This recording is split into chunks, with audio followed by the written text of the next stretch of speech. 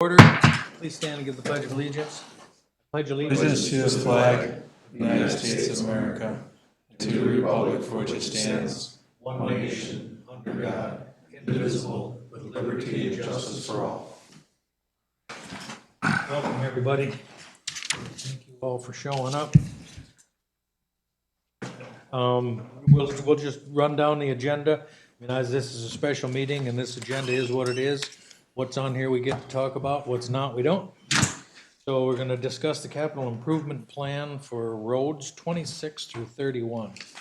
And I think you guys had sent us something, Shane and Sammy had sent us something that Liz looked at that was put into part of our budget and for the plan for next year. So do you want to start by walking us through what you see on here? Because I think that'll be fodder for the discussion at this point. And we need to talk, there's a little bit about discussing the MSA roads that we're gonna have to deal with as well. That's gonna kind of fit in this, so I'm just gonna say that 3 and 5 might blend Sure. a little bit, but we'll see what we can get away with for now. Yeah, so just explaining the two options to start with quickly. So option one, we really focused on the big picture roads, kind of those ones you have on your whiteboard. The ones we were kind of informed with were the really important roads to the city to get done as soon as possible. So option one really focuses hard on getting those major reconstruction projects done within the first 5 years. Now, Maybe option, just hold on there. So, I mean, one concern that we have in that is the MSA funding. And so if you don't spread these projects out a little bit, it's gonna be hard to use that MSA funding as a continued source. I know you talked about, at one time you talked about, doing the projects and possibly bonding for them and using the MSA funds to repay the bonds. Yes. And I think that's something that we need your financial consultant to analyze. Cause you only get a finite amount of MSA money each year. Correct. And I don't know, I mean, if you do, Roughly it's 680,000, I think then the 670 something. 25% can go to maintenance funds and things like that, so the 75% of that, let's just say $500,000 for the conversation. right, Once we get to the point where that is maxed to service the debt on the bonds, we're really on hold with MSA things, other than the maintenance. right. Yeah, and that's where I think, that's why we did the two options, just because we didn't know if, you know, I don't know that, Ellers has ran the scenario and determined that this is affordable. Well, actually, what we did at our budget meeting the other night is, and probably should have said this right off the bat, was decided option 2, probably closer to what we could do, because it gets things all around the city rather than just the MSA roads or the larger projects. Right, So Ellers had looked at that. I don't know what she gave us for the meeting last night, in part of that, whatever, that. And I'm saying that because we'll have some discussions about what this is. We may have to reduce some of this anyway. Is there a document here that references option one and option two? Option 1, option 2, does he have that? There it is. So I think, and check me if I'm wrong, Tom, I don't know if you looked at whatever it was, I did not. I missed the meeting last night, I was sick, so I was not at it. We didn't get anything from Ellers. Okay. And so, but I think what came back was, the number was a 15 increase, not a 13%. Yeah, it was 15.6 or 15.2. So, and anyway, sorry, gentlemen, but what that does, I'm thinking a portion of that, roughly 2%, something hadn't realized at our last budget meeting, was incorporating parts of option 2 into that. I don't know all of it or total of it, but by 2030 to have 12 million there, I'm going to say that probably that $12 million number is probably. yeah, and that is also something that we want to talk about. If you look at this memo, this cover memo that has some cost per mile. So we when we're doing CIP planning, it's kind of our furthest out, look at your road improvements. It's just an average cost per mile. A lot of times it doesn't capture things, that would be unusual. Sometimes it makes the project cheaper, sometimes it makes the project more expensive. So one of the things that's making, or for your bituminous reclaim and pave, you can see that we have a range of 500,000 per mile to 850,000 per mile. So right now in this CIP, we're using the higher end of that range. We're not super familiar with your roads. We've never rebuilt a local road. We don't have any data, any previous data or past data on how much per mile you've spent, but that's what we see. So there's things that affect the price, would be, if you don't have enough aggregate base, if you're having all kinds of drainage problems that you're trying to fix with the reclaim and pave. If it's just a simple reclaim, pave 3.5 inches, shoulder and match driveways, it's gonna be that closer to that 500,000.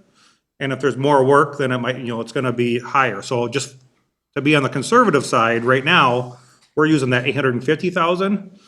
But that's something that we might, as we look into your, after this step, so this step is kind of the 10,000 foot.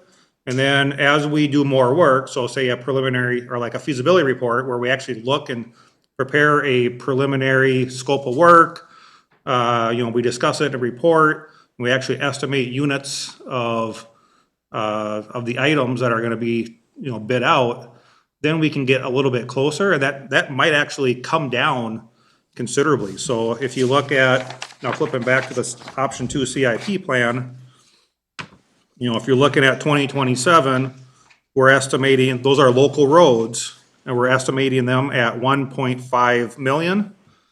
There's a chance that comes down 30%. It all depends. Are you expecting us to replace all the culverts, the road culverts, when we do a reclaim and pave?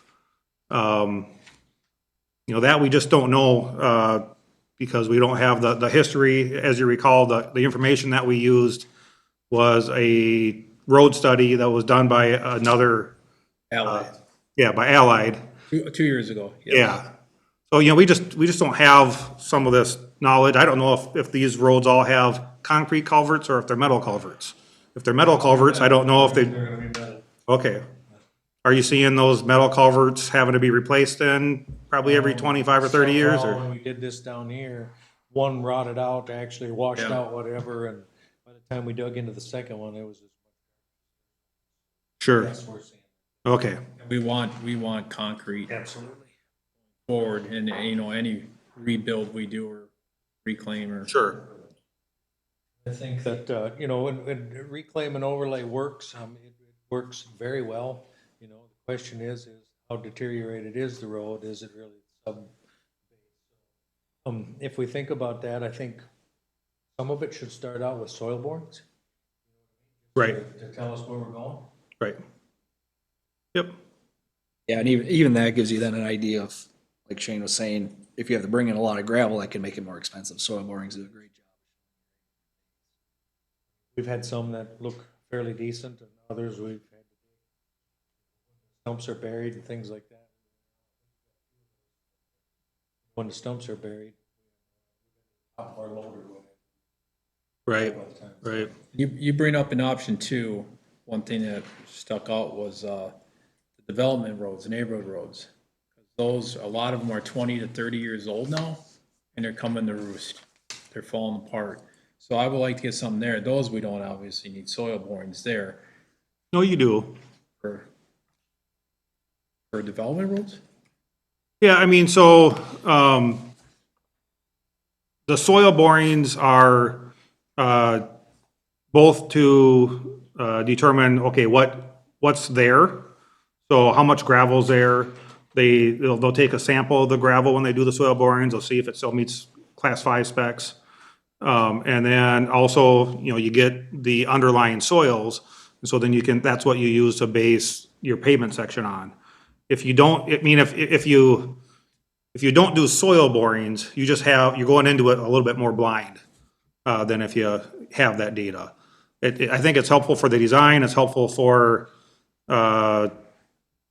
limiting, change orders. But it's also gives the contractor some more, faith in his bid or confidence in their bid because they know what they're dealing with. If I may, though, Tom, check me if I'm wrong, but I think what he's getting at, and there's gonna be a lot of developments that were happening before us, you know what I mean? But wouldn't the soil borings, there may be a record of already original installation. Yeah, there may be before the road was built. And your thoughts, is it need to do it? The deterioration of the class 5 underneath.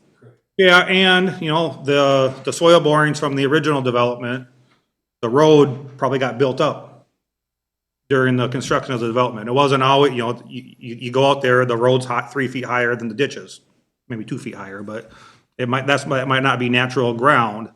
And so those soil borings, will show what's underneath the class 5. The typical soil boring is it 10 grand, close to 10? Or 8, 2,000? Depending on, I've let you Yeah, I guess I'd have to look at the, I mean, it all depends on how many you get, I'm just yeah. trying to compass and like, how many do you have to go per mile of road typically? Like 3? Well, for instance, guys, we did 2 miles of 100th, we did 12 soil borings. And we had numerous deteriorations or known Oh, we did. subgrade problems that are obvious just by. That road's a mystery though, the way it was put together. But let's say we go into a Hidden Hollow. Hidden Hollow, which was put in '04. It's gonna be consistent from one end to the other. So I'm sure and that's only a 80-acre development. So I bet if you did 3 in there, you would get a good sample of Sure. what's going Yep. on. Yeah, I mean, 1 per 1,000 feet is pretty standard. Some cities do it 1 per 500 feet. Other times you look more at, you look at the old soil maps. There's state maps of the soils, and you look, anytime you have a difference in soils on the soil map, you try to get a soil boring. or if you're running through wetland and it's a decent chunk of wetland, you'll probably wanna get a few. Yep. Helps a lot on our side in coming up with the design.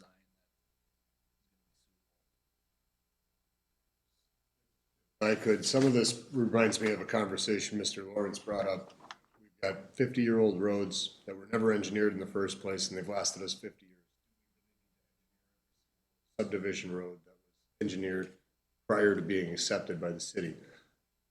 Just food for thought. I thought that carried a lot of wisdom when Brian mentioned this. 50 years from now, we're only. I mean, to do something soil borings, that's a pretty benign thing. Do we need to do engineering? That's where the right things are happening.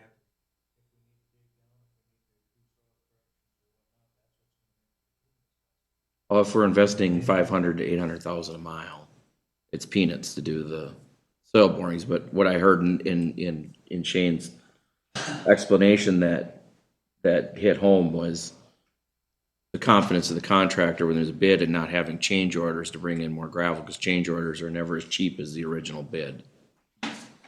It can drive more confident numbers. Yeah, I mean, it's just standard practice. I don't know that I've done a project, we do a lot of projects too for other cities that have their own city engineer. They have their own department and we're just come in to do a project. And I've never had anybody say, we don't want to do soil borings on this reclaim and pave project. If you're just doing like an overlay, if you're not grinding up the old pavement, well then, yeah, you don't do soil borings for that, but. And then to Zach's point, just keep in mind, 50 years ago, the traffic was a lot different. The garbage trucks were probably single axle garbage trucks. Garbage trucks out here. There you go. Burning barrel. Yeah. Barrels, yeah. I mean, there's the Amazon trucks, just everything has got heavier, the school buses, everything got Fuel bigger, oil, the heavier. fuel oil truck, that was out there 50 years ago. Sure. Yep.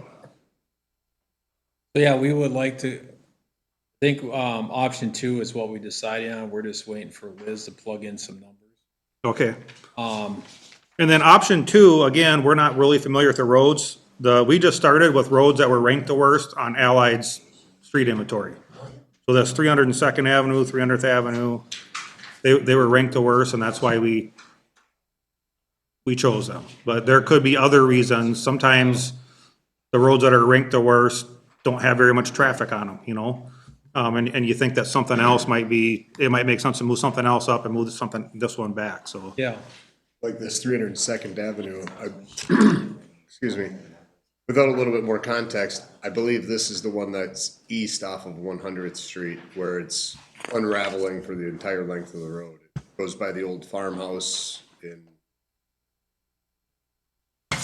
Zach, there's a map that correlates with these roads. Winding trails. Yeah, it'd be the east side of Winding Trails, just north of 299th. Yep. yeah, and then like you said, 305th Avenue, that has wetlands. That'll have a lot of permitting. We won't get through it fast. Yeah.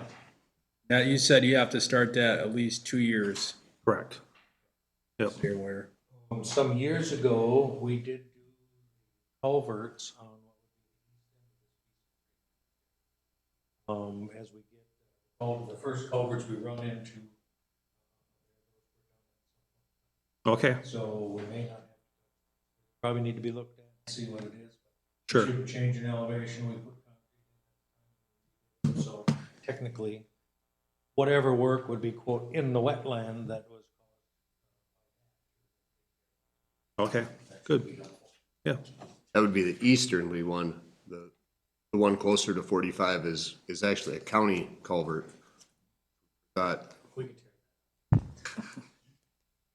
it's in the county right of way, or because you think it's a county culvert because it's a county ditch? It's a county ditch, and they've maintained it when we've had beaver problems with it. I don't know how their responsibility about the water traveling through it, but just that. Yeah, I don't think they would replace it as part of a road project. Gotcha. Probably not as part of our road project. Right. for sure. Rest assured, then we'd consider that. If we do, then we need to talk to the county.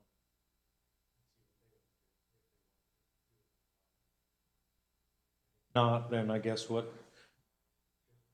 for discussion at this point anyway, blow up that bridge when we get to it. However, thought now, don't worry too much about it. Present through. Sure. So I guess, on these roads right here, I mean, I know we got, excuse me, Mr. Mayor, we got number 4, 100th and 297th, we're gonna talk about, but, Well, I was just looking, what do they need from us, like, starting on these projects if we go this route with this one? yeah. Timing, Totally agree. So what we're gonna need also to do, to know, where, with your firm, what do we need to do to get started on these? I don't see this as a road hurdle or anything like that. Roadblock to either get started, all of these. What would you need? Would there be a plan, obviously devised for each one of the roads, and we would see Right. that. But if your guesstimate here is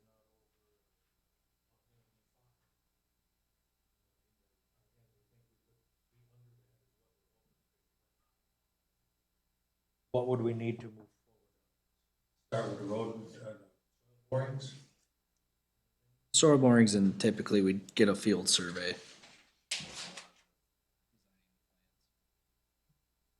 Yeah, so you're thinking after 100th and 297th, this 302nd, 300th Avenue, 129th, 299th, that neighborhood, the council will be interested in moving forward with that? Okay, Yes. yep, yeah, I'm just trying to get the timing down so we're not late in the game. sure. So would there be any possibility of moving it up to 2026? If, If 100th Street, that. right, We'll get to get there. okay, Possibly, yes. But then the question is we're already into all of that. We're so close to 2026 right now. Is it even feasible to even think about doing all the preliminary stuff to get moving on this? We'd like to be going out for bids if this really was March. February. You know what I mean? Because otherwise, What do we we're get? gonna push some of this off until June and July. Right, yeah, and that's why I was asking the question, is there a possibility for construction 2026? And if there is, we'd have to get started basically now. We'd have to get the soil borings ordered and get the topographic survey ordered. Well, and, I have a What little, about easements? a little concern about, doing How many this in easements are haste. there? That's a Been good some question. troubles on some other ones, whatever, when decisions were made, whatever, and it sure would have been better if we'd done a little more on each project, whatever that might would have been. Sure. Come to fruition. So I'm not, I think, gentlemen, if there are some or a couple of these, all of them, I think there's enough time to get the engineering done by 2027 for all of them. I don't think all of them Right. will get done by 2027. Check me if I'm wrong. So I don't know this neighborhood at all, but if it's like platted lots, there's no easement that needs to be obtained, Should be. those projects have a quicker time frame for preparation of plans and specs. It's easier to it just everything's a lot faster. So we could deliver $1.5 million project, have plans and specs ready by, say, February, and bid by March. That's doable if we start soon.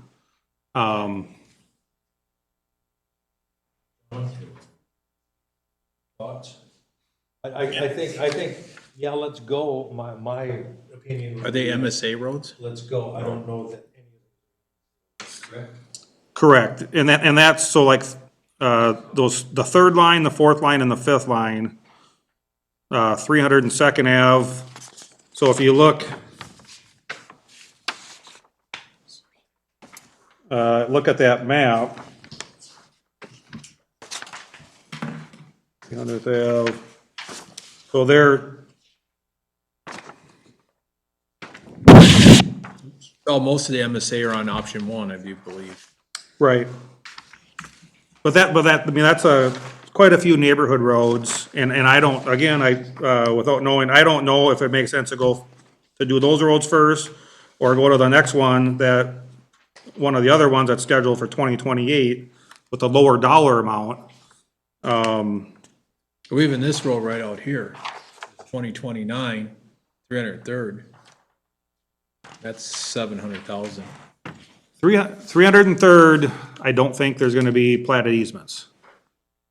Yeah, there's So- this, I think, what we got, this probably, this on this side, probably what, Winchester Oaks would be the only one. pretty much. Everything else was, Right, so there's, Church, and you got the electrical thing right across here, so I'm, right, there probably be some easements that would be necessary for that road. yeah. And we might end up in the same predicament that we're in now with 100th and 297th, getting some of them, but not all of them. Yeah, So I would suggest a longer time frame for that. Is there a way that we can determine off this list if it could be labeled somehow, which ones are MSA and which ones aren't? I have emails and I have stuff that you guys sent in the past. Sure, yep. If we can just pull it all together in one document. sure. Like I think we have, well, and that would be the ones that you're calling out in here, but we do have a list of what was. yeah, but what Joan's asking is if we could just write like MSA right on the CIP, and we can do that easy enough. But looking at that map that's up on the screen, if in 2028, we had the two neighborhoods, one on the west side of 169, just south of County Road 42, and then one on the east side of 169, just north of County Road 2. Is there any, I mean, again, we don't have a lot of background in picking what we did for 2027. Would there be any reason to move those ones up or consider those neighborhoods do those first. Would these be like a replace in kind process? I believe those are not 22-foot roads, those would be around 20-foot roads, but I don't think we'd be looking at making them wider just for that purpose. Or that's up to you guys, but these are 90s developments. Sure. We would need to take a look at that and see how wide the road is. I mean, if they're windy roads and things like that in small development, these would be fairly straight. Couple of curves and some of the things I'm looking at. We're talking about the ones in pink. Yeah, the ones in pink, yep, South 42. correct.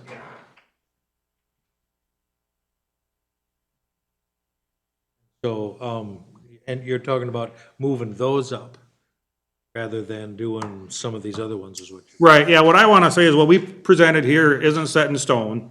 It's just a starting point, and we're really not that familiar with your road, so we want your input on, maybe we should do this road in 27 instead of what you have scheduled. Well, I think, And it also is gonna be based on funding, you know, if, because these local roads, you're not gonna be able to repay back from MSA, so what are you comfortable? Appetite. Yeah, with, well, let's just, for instance, this 2027 group of roads. I think some board members and whoever, you guys should, there should be a little quick tour of them to see if there's culverts, just or any kind of impediments on any of them. And also, are they to the condition that we want to pursue? Where maybe, 3 out of 4 of them are very necessary and the 4th one is not, Maybe we switch that with a different one that wasn't considered, because we're going off of Allied's, right? Is right. kind of a Yep, basis. exactly what we're using, yep. And maybe things have changed since 2 years ago as well. I would agree. Okay, well, then we've got homework to do. You know what I mean, to go and take a run around. I think that, because I would agree, if 302nd, the things that you have listed for 2026, or 2027, I'm sorry, as projects, that makes sense to me. Yeah, and I do like doing like a whole neighborhood at once. It's makes it really difficult if you go and just do one road or do part of it, Totally agree. so.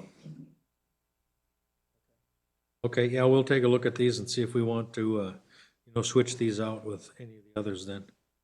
We'll do that and we'll let you know. Mr. Mayor? Yes.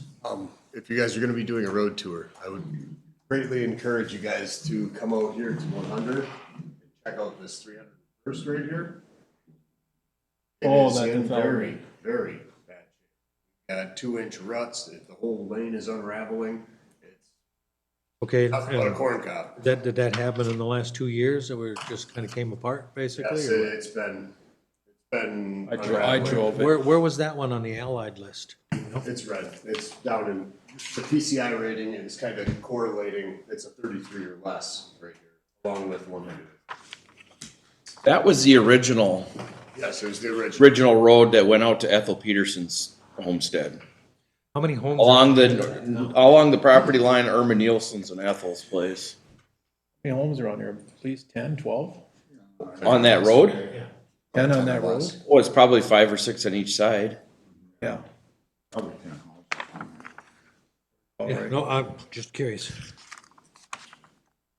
So 301st, we don't even have that on the list here that was taken.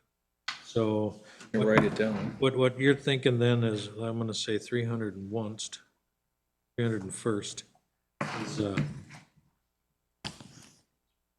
put that next to the 2027 projects. Or Zach, were you maybe suggesting that it would make sense to consider doing it with 100th Street?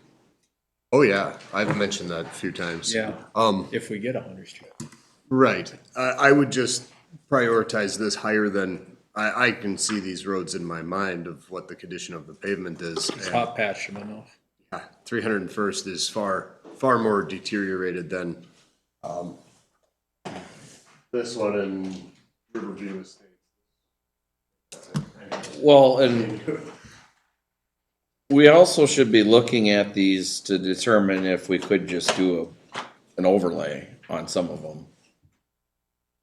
You know, I think that that is a good option for these. I don't see a lot of, distresses over the last 30, 40 years from the original subgrade failing. We're not seeing sinkholes, we're not seeing depressions.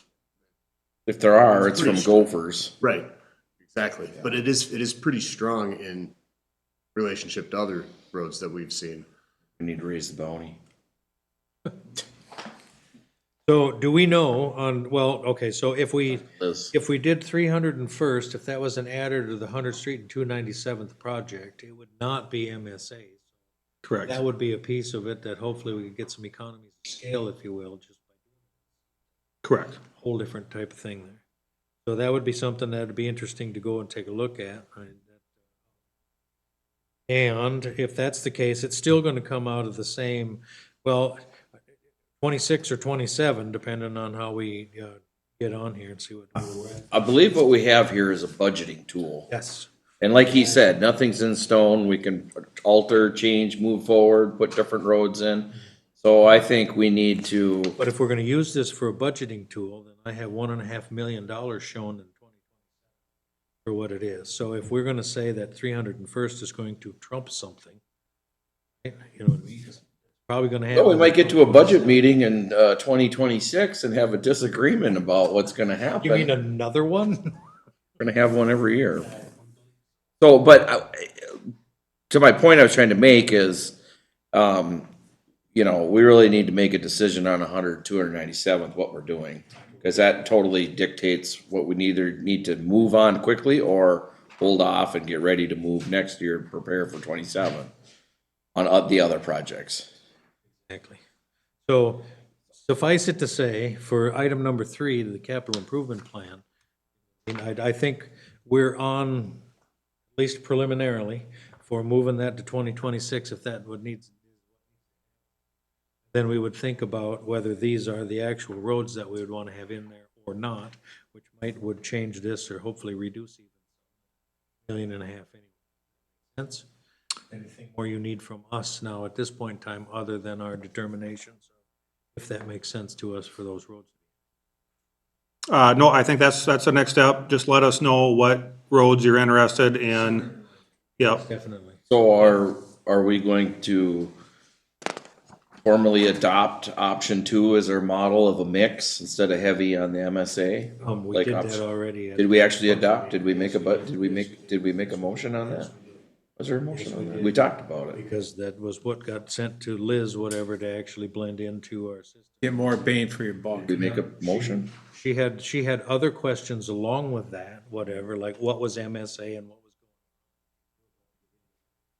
Great. that's all right, And gentlemen. what I can do, Mr. Mayor, is I can work with Zach on determining these roads, what condition they are. Report back, maybe Al,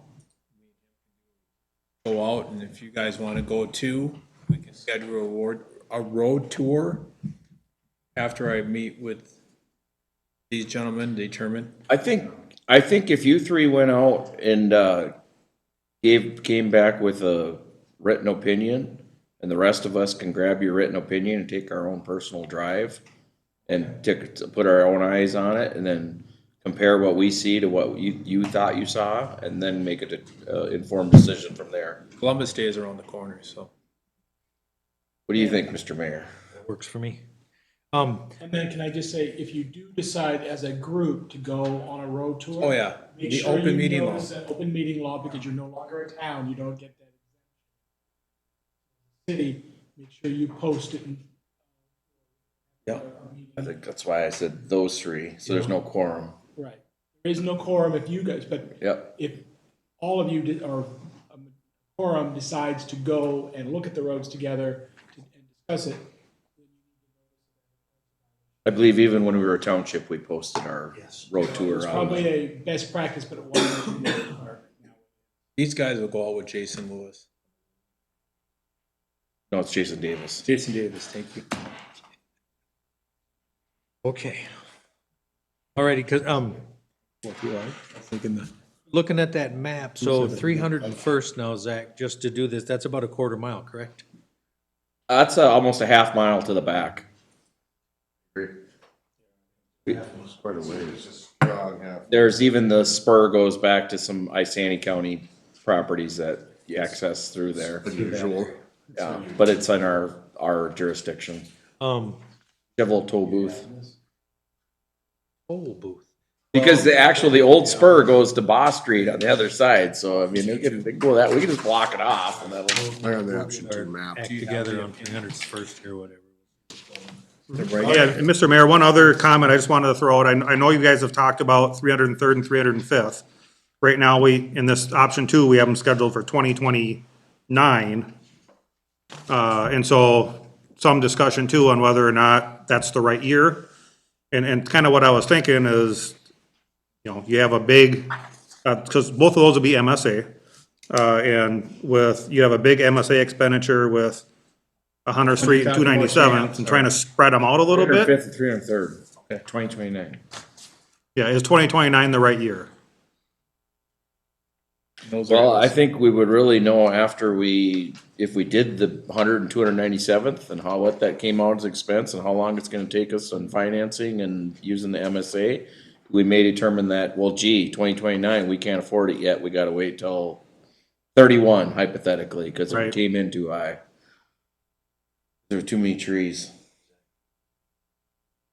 So, yeah, for all intents and purposes, yes, you know what I mean? But I think we gotta once we're on the other side of 100th Street, 297th, we'll. Exactly right there. And it could be flip them around, you know what I mean? We go heavier on this.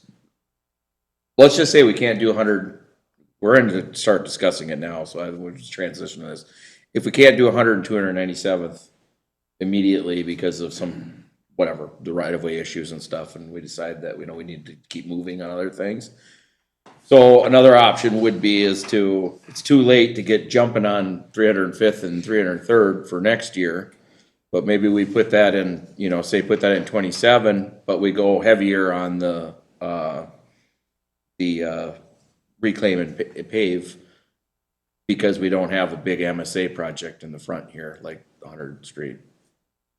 Sure. But like I said, this is a great tool to move them, shift them numbers, shift the dates, move it around. Obviously, your spreadsheet would update the inflationary costs and all that, if something moves in a different year, but. And there might be, excuse me, there might be some service life options that will extend or change some options here. That micro surfacing and buying 5-10 years on a road surface.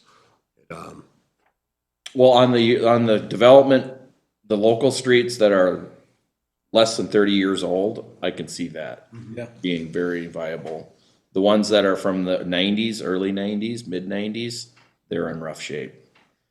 Some of them are too far gone. They're probably not even suitable for a overlay. They're probably going to be reclaim and pave. But for the majority of them, there's not going to be full reconstruction, but there are some of them that we've identified that are going to need stumps picked out, like the one off of 45. And hopefully, Sinkholes are by the, right. is Swede or German? The German there? German guy. And hopefully we can be in front of that and have those options serviced before you go in and do reclaim overlay.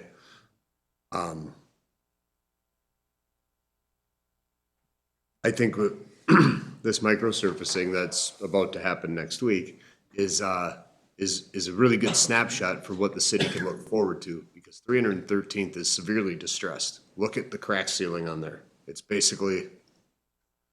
a puzzle. It was all glued back together. Now we're gonna get a scratch course and a lift on there, and it's gonna be a great example for what we could expect for, distressed roadways. Sure, and it gets a lot of truck traffic, so we'll see how it holds up. Exactly. And I'm gonna say one more time that when they microsurface, there's gonna be ridges. Yep. Wherever there's an overlap, there's gonna be ridges. Skateboarders will be mad. Yep, and that's normal to have those ridges. We'll take care of that this winter. But they literally disappear over time. So after one winter season, the ridges are way less evident. And after like 3 or 5 years, you can barely even see them. Well, they got put into the ditches, right, from the cutting edge of the plow. Yeah, and I think the traffic just kind of needs it together. But I get complaints every year when I do microsurfacing and that there's these ridges, this can't be the finished product, this doesn't look right. And every year I have to explain to residents, no, that is right. That's what we expected. Go calm down. Yep. Excellent, okay. Are we golden on this? Yeah, well, us three will go investigate. Yes. Absolutely. All right, number 4, discuss 100th Street and 297th. I guess what I'd like to start out is, where are we at right here now? How many easements do we have? Where do we need to go with that? I can answer that part of it. You have in front of you a spreadsheet of the properties highlighted in yellow. All have easements that are signed and ready to be recorded. You have 29 signed, and 1 is in the works. So approximately, out of 71 total, approximately, doing the math, it's 42% of the properties have signed the 30 out of 71, basically. 30 out of 71, so according to math on my handy little calculator here, it was 42%. We have 29 actually signed and ready to be recorded. 1 works with the property, and I gotta get it back somehow. Say, I noticed that some of them in multiple parcels have the same ownership. So if you get, it's not that many individuals then, if I'm seeing this right. AB, I just looked at the total at the bottom. Of how- Like 40 and 41. Well, yeah, like the Weisenflues, Rick and Steve. Steve's on 4 different ones, Rick's on 2. So I'll just throw it in here. Another party that's on 2. But they are different PIDs, though. They are different PIDs, but I'm saying if you get them to agree on one, it's probably gonna be on all. Wise and Flus can get 4 properties, is what you're saying. 6 parcels. Okay, and, do we know, you guys had, well, do we know, are there issues, or people, because we sent them a letter, the city sent, right, and we haven't gotten any response necessarily. Do we know, is there We did any? get a couple responses. It wasn't that people just ignored us completely. This is after that letter was sent and we got the responses. Okay, and then so, with, some of that here now, we'd also asked you guys, to tell us how much in trees. We had a discussion of where the trees were. My question were that all of the trees? Because the trees that would quote be in the right of way that we already possess, those would not necessarily be anything we would pay for. So then I think the question was, the $390,000, whatever, was the number for replacing 350. trees for the, that. So were you able to take a look at that and see if that number was dwindled some because the trees were in the road right away that we would expect to take without compensation? In order to do anything further on that, I think we need to go out and survey each individual tree, which would be really Expensive. yes. expensive. So if the council is interested in looking at compensated for trees, that's, I think, the next step. We'd be out there for days. Mr. Mayor? Yes. Can I chime in? Okay, so right now, on 100th and 297th, going back, I had Joan research with HR Green and Hawkinson Anderson and Mr. Rupee. I can't forget him over there. What about John Bogart? Bogart Peterson did a lot of the work. Well, on that it was before. back in Well, I'm just saying, 2012. if you want us to count. So we're up to about $296,000 invested in legal and engineering between engineering firms. So I just throw that number out there right now. My 2 cents, we only got 42% of the homes, 30 out of 71, and we had an open house May 1st this year. So here we are, almost 5 months later. My personal opinion, I've been very advocate that we don't do anything for trees. I voted no on that survey. I think that the trees, they're getting a free road. At this point, I don't see this project. I mean, and 297th is both of them are very bad road, but we're only at 42%. And we're already this Tom, we year, just established we're not at 42%. 30 out of 71, he said. Well, if you're going by parcels, but if we go by individual property owners that own all these parcels, the percentage is lower that haven't signed than 40% or whatever you just said. But think of, the other thing to look at on this, you go by parcels, and we do have to, if you're gonna move with this project, my office needs minimum of 6 months, that's the fast, for getting the easements. Through eminent domain, and we do have to look at it by parcel, because we're gonna be paying by parcel. I understand that, but I'm actually looking at it from the angle of not having to go down that road and to find out where the compromise is and get these folks to get on board with the project. Then I think you're gonna need some. Right there. I think we've established that in previous conversations, that it's gonna take a local face to Local guy. see what their concerns are, hear them out, and then come back to the council and figure out if there is some way to make it happen without having to go through litigation, because that's expensive and it's painful and it looks ugly. No offense to you and your coffers, but Nope, I know, we don't wanna do it any more than, and we historically been able to avoid it by working with residents and stuff, because you're right, that's a huge part of a budget that nobody wants to spend, and we don't wanna do it. We don't have to. We will if you instruct us to do it. But I think that is the next step but that's gonna take time to go and work out things with people. Not something you're gonna do. You're figuring out your schedule for these different projects, that's. which leads to the next question. In order to start construction next year, when would we need to have this wrapped up by? To stay on track for beginning next year, to have all the easements, signed for? When would our hard deadline for the 2026 construction season be to finish this component? Look at it back from this point of view. I need at least 6 months, if not everybody signs this, and I have to take anybody to court because we need everybody's easement, I need 6 months. That's 6 months beyond our efforts. That's 6 And months. that's a buffer beyond your- between the next step. But let's say we don't have, say we get 100% compliance, what would be that deadline without factoring in 6 months in? Yeah, I mean, so you'd have to have them before you open bids.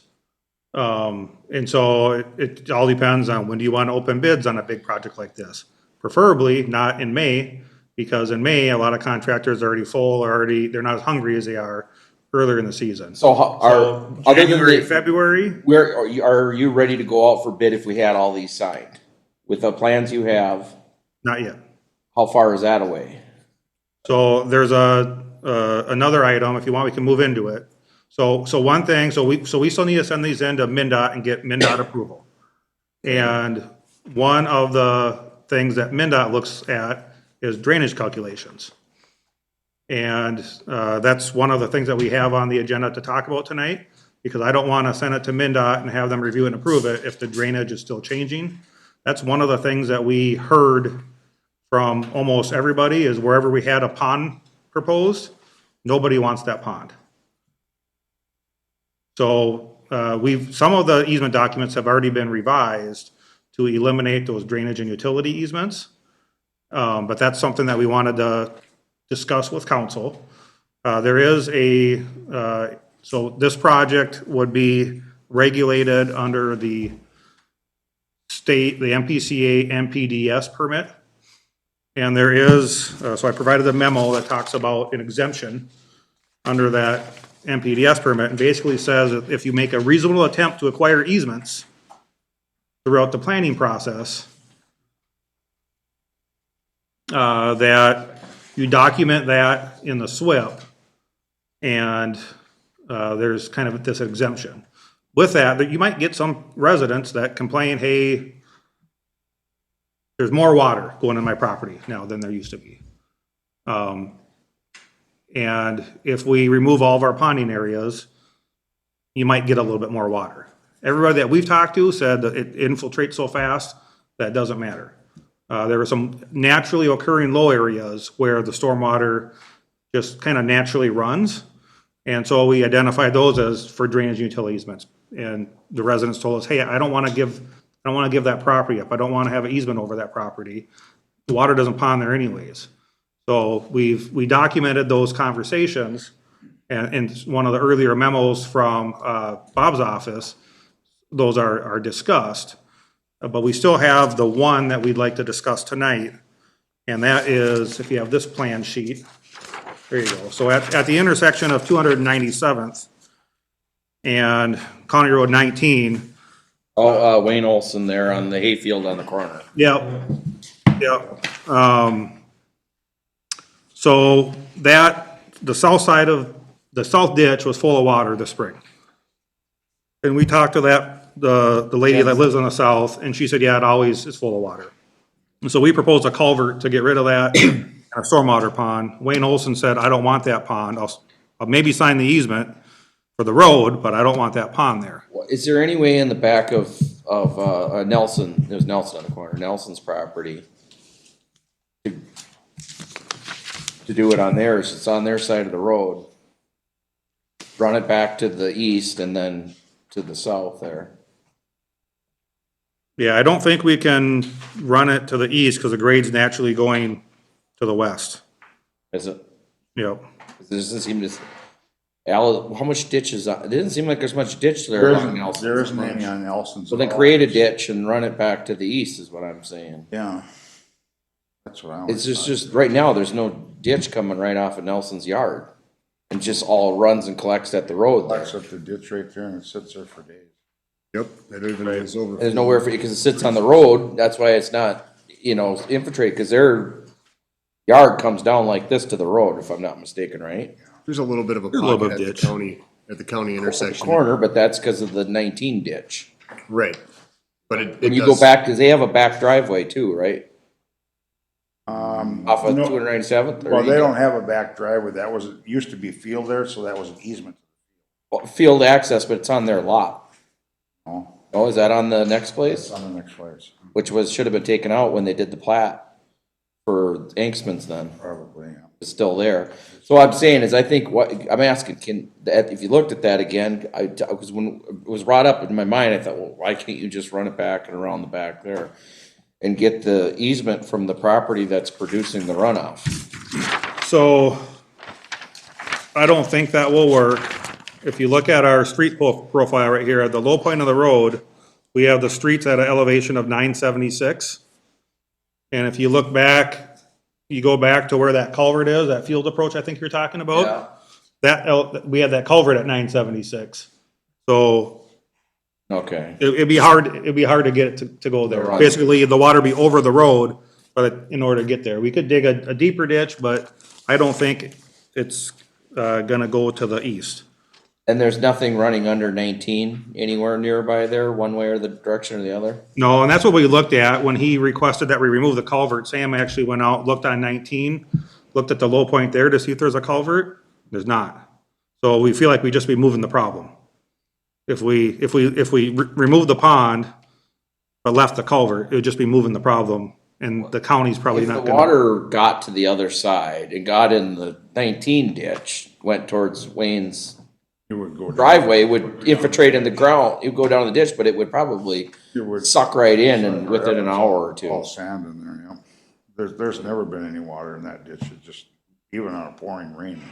The last thing a farmer wants is a triangle taken out of the corner of his field. I get it, I mean, I but also I can't guarantee you that we won't just be moving the problem. So that's why, on things like this, we bring it up. Well, he'd rather watch it in the 19 ditch than in the corner of his field. And Wayne said if we can put the culvert in and, yeah, just let it run down to the low spot, that's good with him, but. Well, we do have the option to use the county. Yeah, normally counties look unfavorably if you increase the runoff into their drainage. Well, Well, I think some of their drainage isn't coming off, going to the west off of Nelson's, it's going to the township or the city road.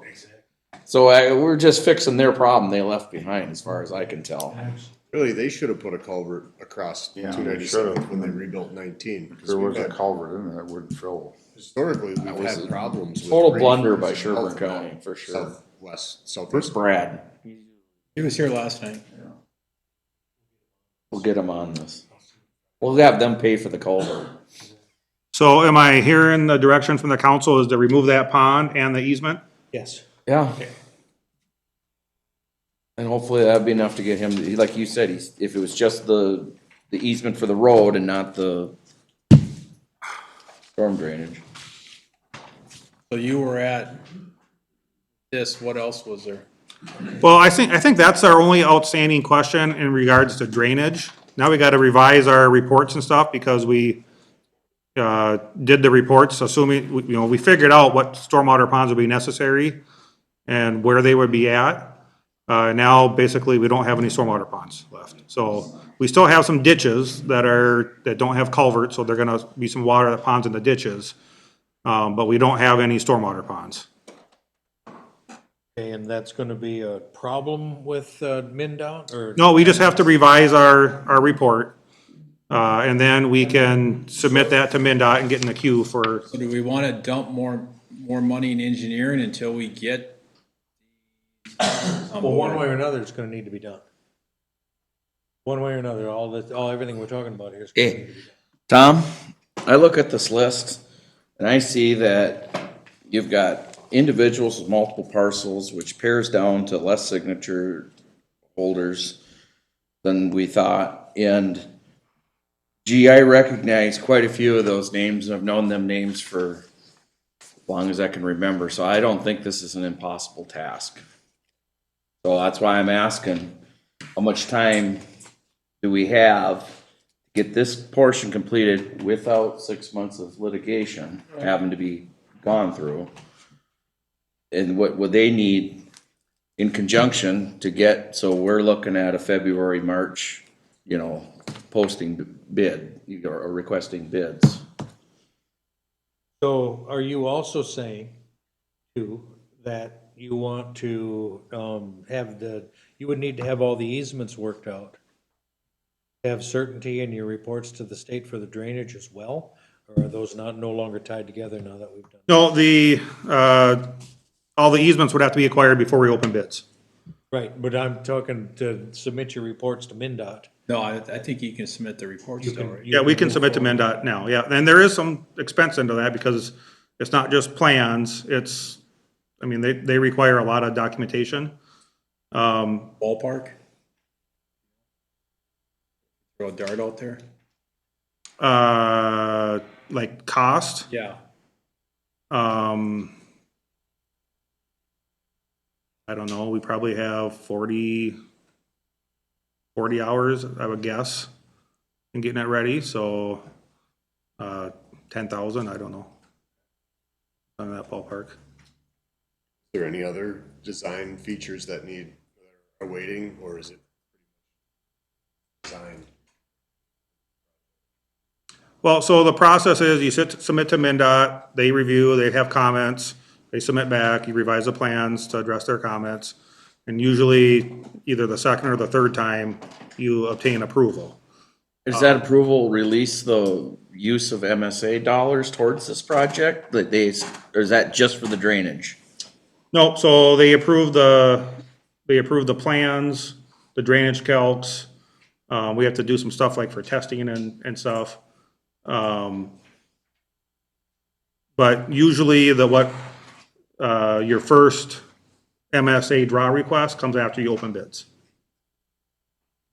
Okay, and we're on that cusp of switching into item 5. We're not quite, because you're running the meeting here, but this begs the question that when this comes up, when we discuss MSA roads, have we discussed in more clarification on what can be billed to MSA? I can't wait till we get to that portion, Mr. Chair, Mr. Mayor. Okay, so, with 100th Street and 297th, I think, sans one of us, there is a desire to keep moving with this. I think what we need from you is a, reality check here. I think we, have a member who's willing to go and talk to these people. Then the question is if we do get somewhere on that, is October, November, December-ish, by the time we have that, does that leave enough time forward with this and have this plan ready, bid ready, February, March-ish? Sans, we don't have to put Bob to good work. Sounds to me like we would want to be authorizing them to start making that application to the MinDOT. Correct. Kind of what I'm getting. This fall, get it moving, get it obtained by the end of the year, so that at the beginning of the year, and we get this done by the end of the year, and you tie everything together in that last, 30, 60 days to get it to bid. Does that make like a timeline that sounds reasonable? Yeah, and I mean, to me, I think a reasonable target would be like December 1st. I mean, if you have if we can get all the easements by December 1st, or get 90% of them, we only have a couple left. I mean, to me, that would be a good deadline. And keep in mind I think we'll too, know within a couple weeks if we're gonna start making headway. And I think once you get people to start signing it, it'll get easier until we find out who the holdouts are. And then we really gotta negotiate hard with the holdouts. right. And I never so, read any Trump books, so. How long have you? and so, does the authorization that you're talking about and approvals, whatever, from the state, do those expire? So in other words, if you apply for this now and they say yes, and something does go terribly wrong, those are still gonna be approvals we could use in 27. Should we have to bump the project down the? Right, yeah, no, I've never had an approval expire. One thing they do is they look at all of your bid items, and they have to be worded exactly like the current specification words them. And every 2 years, they come out with new spec books, and sometimes that changes the terminology of our bid items. And so it would be a pretty minor. Okay, but I mean, besides those types of things, whatever, I mean, it's not gonna be. We find out that if we don't do it within 6 months of the authorization, we're gonna lose the authorization. That's what I guess I'm trying. Correct, yeah, that's, Once we have their approval, we got it. Now it's just. right, yep. We might have to update a few things if they come out with a new spec book, but that's it. Okay, anybody else on the 100th Street and 297th at this point? Excellent, good. Move on to MSA roads. Mr. Holm does bring up a good point, one that I wanted to talk about. When we think about in the case of 100th Street and 297th, can we use MSA funding for the engineering?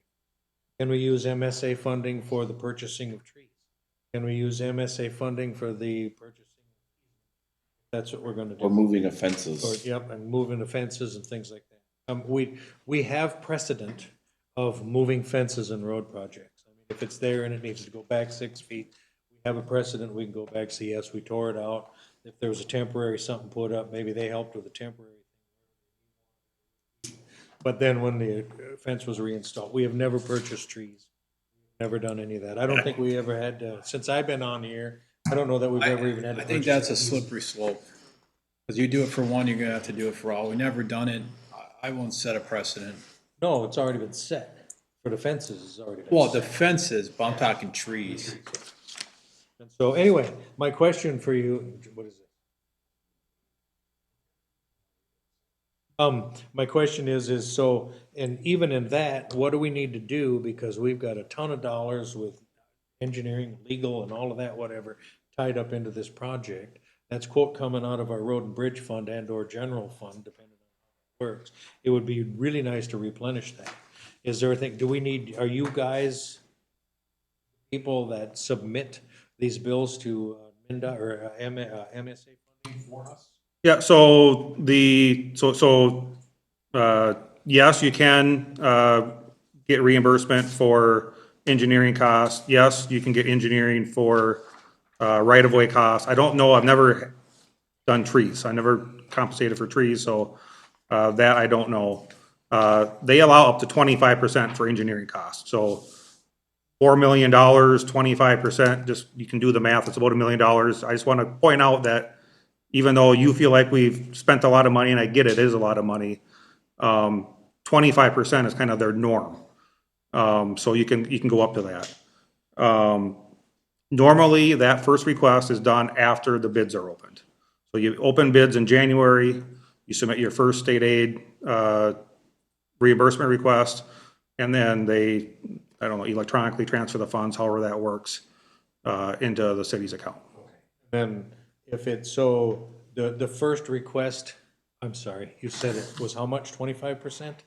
So, no, so you can do up to 25% of the project cost for engineering. Okay, yeah. And my point with that is we're way under that, so we're not even close to any limits. And, I mean, for us, and it's not your fault, but we got Bogart Peterson, as Mr.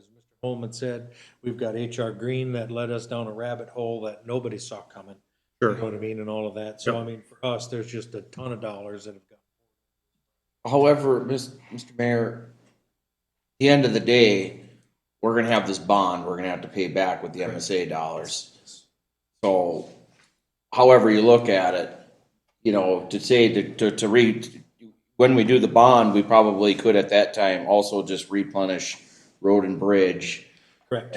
You know, and then take that money there back that we've already invested from our levy dollars, then those can go into the non-MSA road projects, recycled money, if you wanna say. Yes, my question is how long do we need to float that?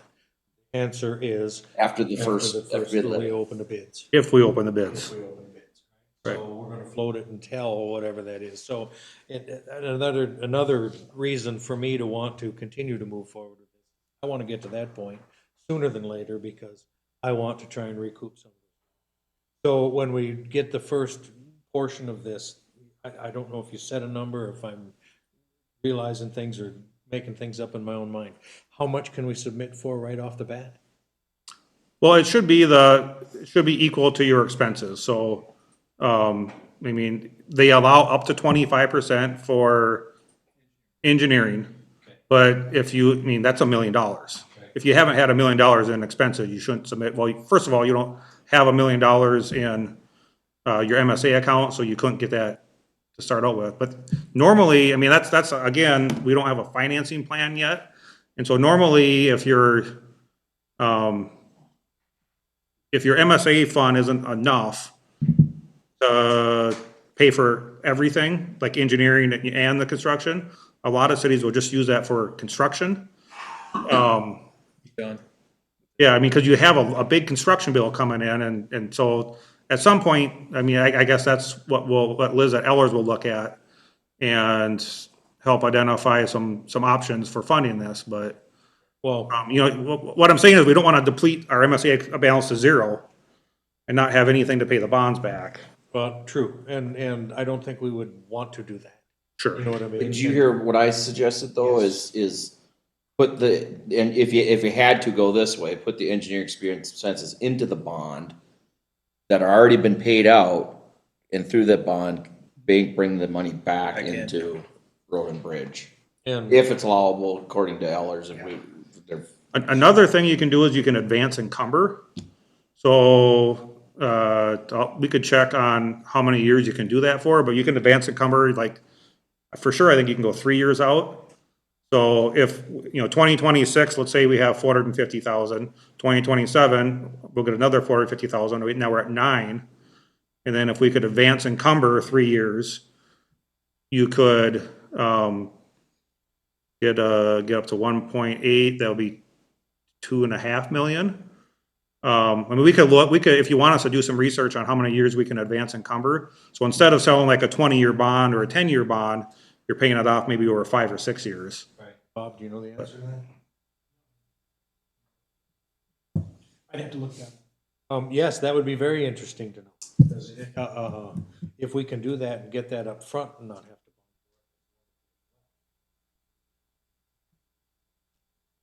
With the legal a little bit too. You have to have commissioner as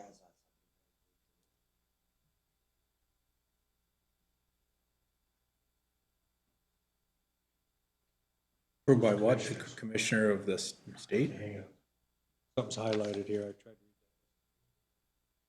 that. From the League of Minnesota Cities, correct?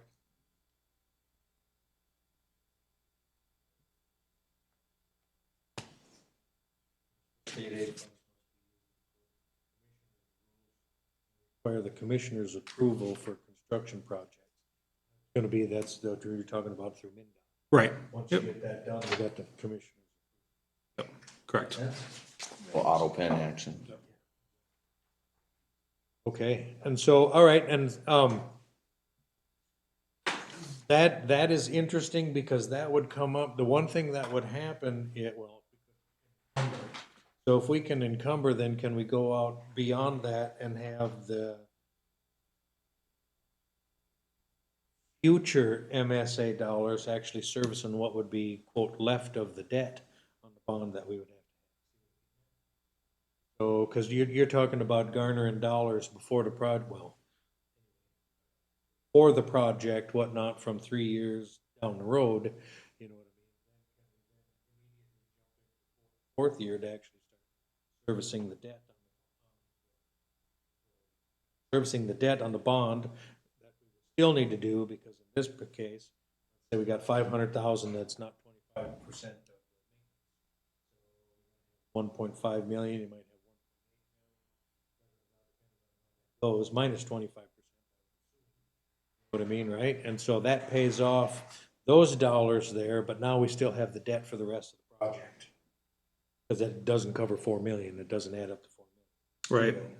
So we're gonna wind up bonding for 2 million, which is much less, but then can we encumber more of the MSA funding to service debt on that? Why don't we do it as a My bond? understanding is that you could, in a previous, maybe with Liz, with Ellers, that you could promise the MSA as part of the repayment plan on your bond. But if you do the 3-year, you've now created a gap Correct. where we're gonna have to That's levy what- to that's pay what- that's what I'm- that bond. We would need to know that too. I think Ellers would have a very clear answer on what's the smoothest transition to not This, put ourselves this in. goes to the financial plan. Right, Yes. right. I really do want to get Ellers involved, because it's a holistic approach, you gotta make sure everything works. I agree. Okay, yes, This, since we're on MSA dollars, since we're doing the crack sealing, polyfiber, and the microsurfacing, do we know how much money we have to use that 25% of how many miles of roads, I should say? To recoup which that. are the MSA roads. Yep. So 313th, I believe, is an MSA road. 169. So the microsurfacing and the sealing, all that stuff. I would assume, Yeah, so, To use that money. so your 2025 allocation for maintenance Yep. was $143,697. Can those funds only be applied to MSA roads? Yes. Or is that So all roads? there is no requirement to submit plans to, I mean, basically, they give you the money and say, use this for maintenance on your roads. There's not And- really a detail saying it has to be an MSA road, it's just maintain your roads with these There's, funds. I think there's an assumption it's meant for maintenance of your MSA roads, but, Not really a fact. you're not checking. required to break it down, because it includes, crack filling, microsurfacing, which you're doing right now. It could also include signs. It could also include patching. It could also include adding some gravel to the shoulder. All these tasks that are little and, would be a county nightmare to try to keep track of, okay, was this sign, was that an MSA road or not? And so they don't require you to report on that. You just get that $143,000 per year with the idea that you're gonna spend about that much money maintaining your MSA roads. Okay. Therefore, you better have some projects to point at it and audit, that this year we did this. Yeah, and they don't, I mean, as far as, I've been doing Say this they did, for you know. 25 years now, I've never seen an audit of the maintenance funds. The construction dollars are different, but the maintenance funds, And if you guys use them for the crack sealing and microservicing, I mean, you can point out clearly, we got this route, this route, this route. Big chunk. yeah, like they don't expect, on the crack filling, you'd literally have to count cracks. and say, okay, how many cracks are in the MSA road versus the overall, I mean, that'd be tough to do. Absolutely. And so they don't require you to do that because it would just be too time consuming. What would your recommendation be for using this 143,000 for this year? Could we apply that towards that 150 project that we have? Yeah, I mean, They only came in at 150 from Seal Pros. No, that was the whole point of that. Yeah. Is to say, right, yeah, I don't see any problem using those funds on the two projects that you have this year. You spent way more than $143,000 total. You have several MSA roads that are receiving work. To me, it's, No brainer. brainer. yeah, no brainer. Yep. Okay, thank you. Wonderful. When are those funds available? Yeah. We get 2 Yeah. checks a year, or what do we get, Joe? got most, if not all of it, correct? Automatically. It showed up. We didn't have to apply for it in any way?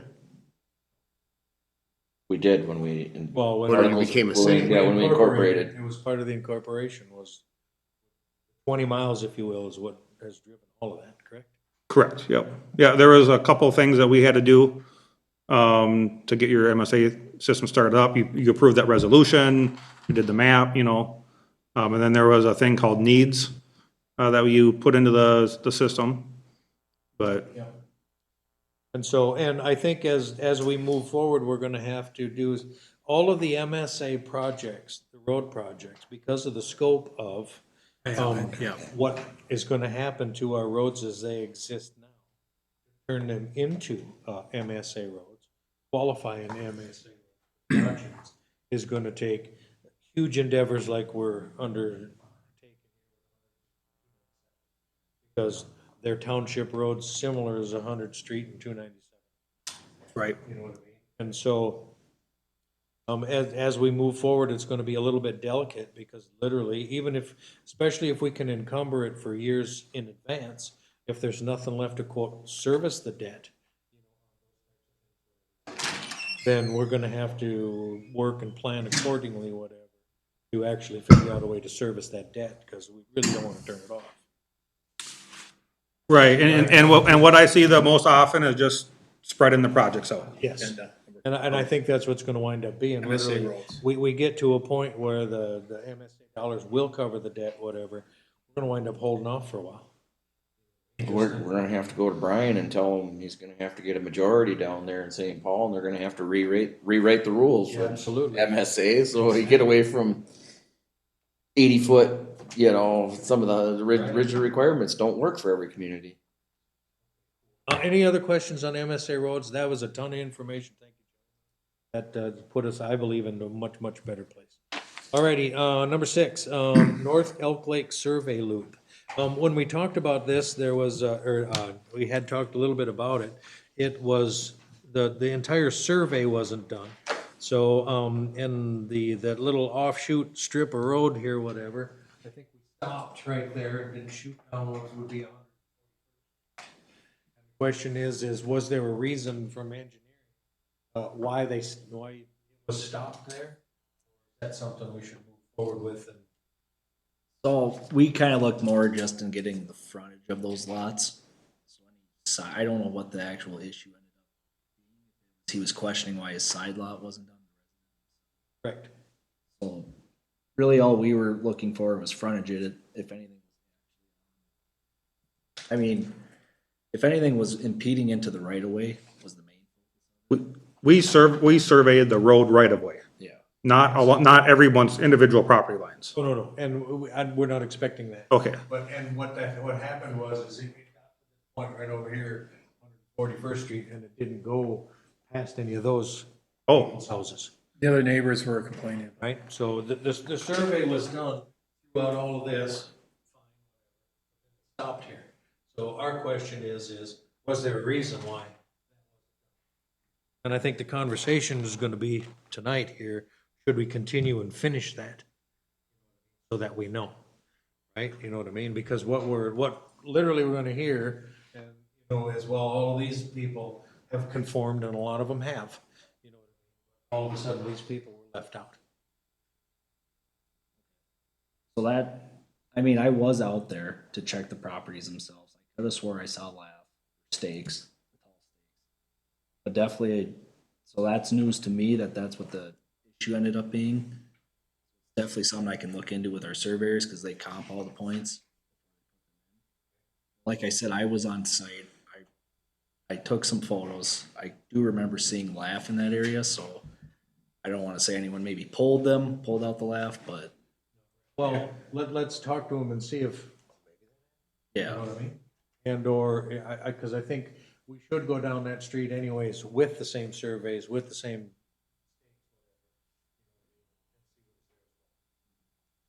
Mr. Mayor, there was a question from a resident, and the question from the resident was asking us to mark his side lot line. Oh, and. And then just so, We're not trying to mark properties. So Right. We're only trying to. Right away. right, okay. Definitely. So if that was, Mr. Mayor, if I may, if that was missed by the surveyors, then I don't think we should be billed for it.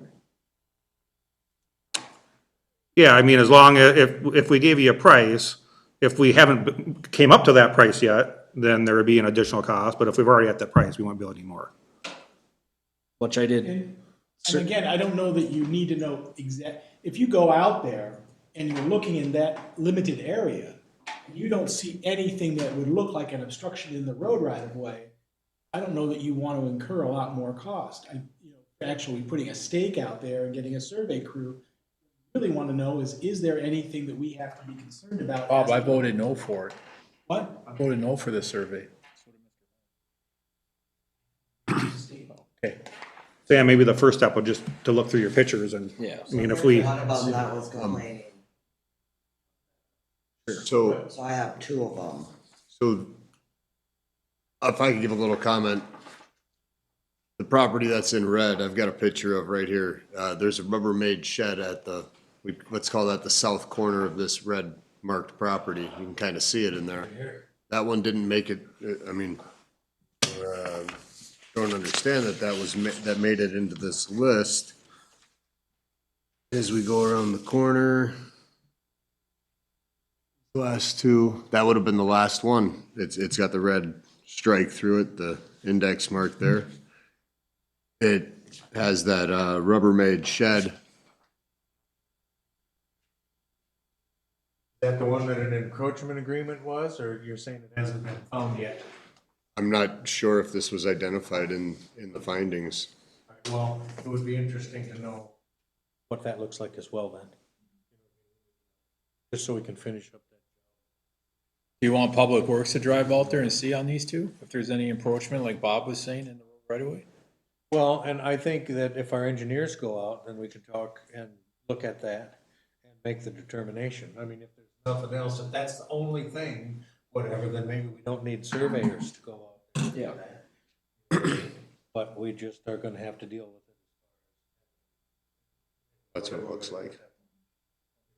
So tell us, if you can, as far as I'm concerned anyways, if you can say, yeah, there was no point for them to go and spend the dollars because there's only, or nothing relevant at that point in time, that the rest of it did. Yeah. You know what I mean? Otherwise, if they say, oops, yeah, no, we forgot, we didn't get out there and do that, then they need. Properties, and then you'll. Yeah. Sounds good. Tom agrees.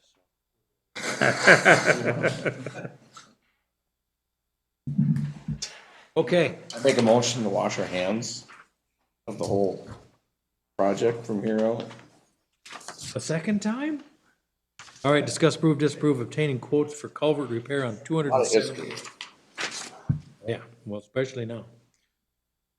So, this is, The wetland culvert. the culvert, the drainage on the south end of that culvert on 278th along 169.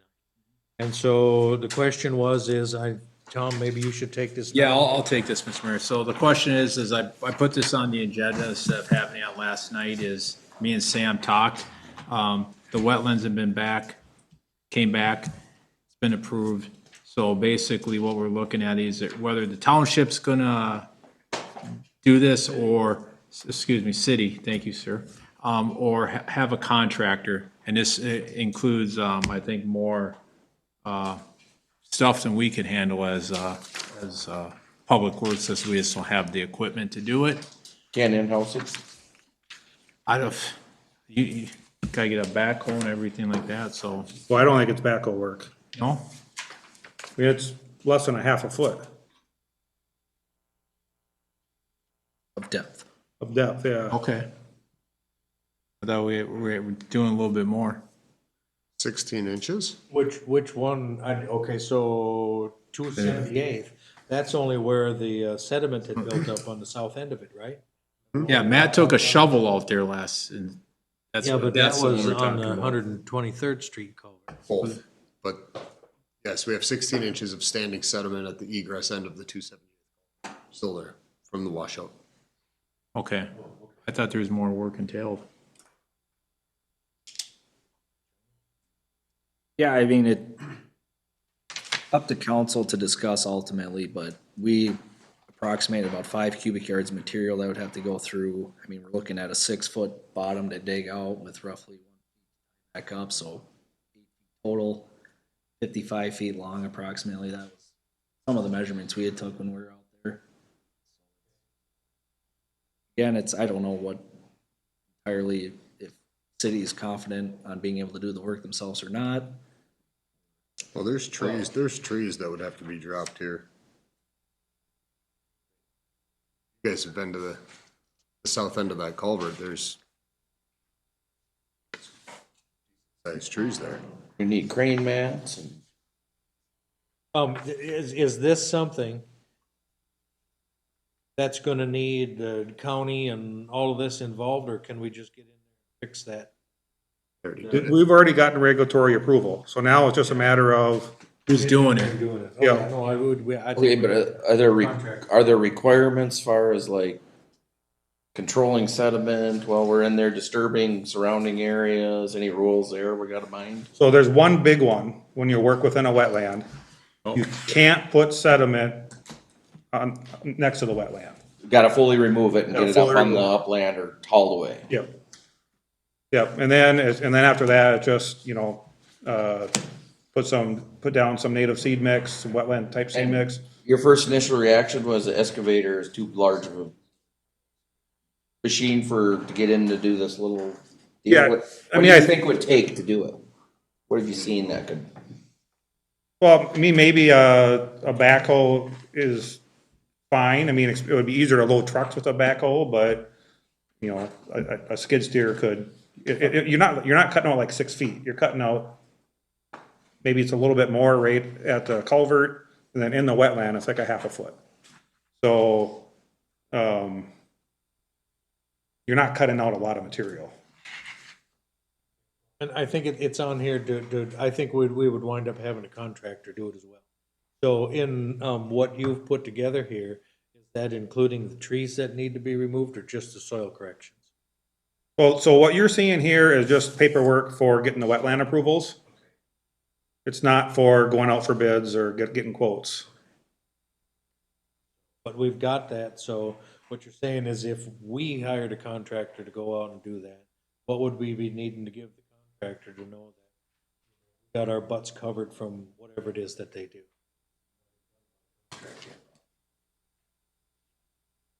Yeah, so the main components would be to remove the sediment fully from the wetland. But right, we can use your plan, right, that's enough plans for a This contractor drawing. to look at, This, to figure out what's going on as well, or no? Maybe these drawings and a site visit. Okay. Or if, you know, and that's where I think we're going with this. Do you want us to get quotes? Because if you're gonna have us do it, I'm sorry, but we're gonna put together a plan. Plans cost money, but that's what we do. That's, I think there needs to be a plan. okay. I guess, yes, that, for me, that goes without saying, if we're gonna have you guys do that, yes, there needs to be a plan, everybody needs to know what. I was thinking you guys were the Boy Scouts and you were gonna walk us across the street for free. Yeah. It's So- setting serve guys out there with shovels. And wheelbarrows, because you can't put the sediment in the wetland. So basically, you just need a skid steer out there to. Something Public Works can. I think it's. Would you get said skid steer buried? Yes. Yeah, I was gonna say, I'm fairly confident that skid loader would need a wrecker. It's wet. It's, Yeah, I mean, I think You have this to is, have tracks on it and something that can go, wide tracks. and most people would do this when the ground's partially frozen, not all the way frozen. You know, so maybe after the first frost or second frost, but not in February. Could we go alongside it with a mini excavator? You know, work along and, you know, when it's firm, dig up, you know, obviously haul out as we're digging it up, but. Or even I a just- large excavator. I mean, if there was a full-size excavator, how much reach are they gonna have? 30 feet? Probably. How long a run did you say this area was though? I thought you said it was 55 feet long, 5 feet. 8 feet wide, I think 55 you want to feet. stick to a rubber tracked excavator and not get too big. Seeing the grade coming off the south side of this is pretty substantial, and you'd have to negotiate a way to get around to this side, short of cutting down numerous trees in order to gain access to this 55. Otherwise, you're encroaching on somebody else's property to get over there. I don't know anybody anymore. Costs you more to get the drag line there than to do the job. I've seen the operators with them track hose whatnot work miracles.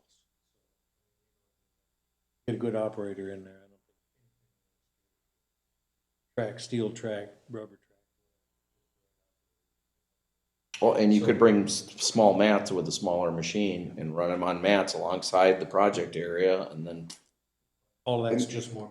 That's where it makes it a little less feasible for Public Works to do this. No, I think if you will, gentlemen, come up with a plan. Let's find out what that looks like, whatever, and then we'll get some quotes. 'Cause I mean, sounds like not everybody's gonna be able to do that, but the ones who can.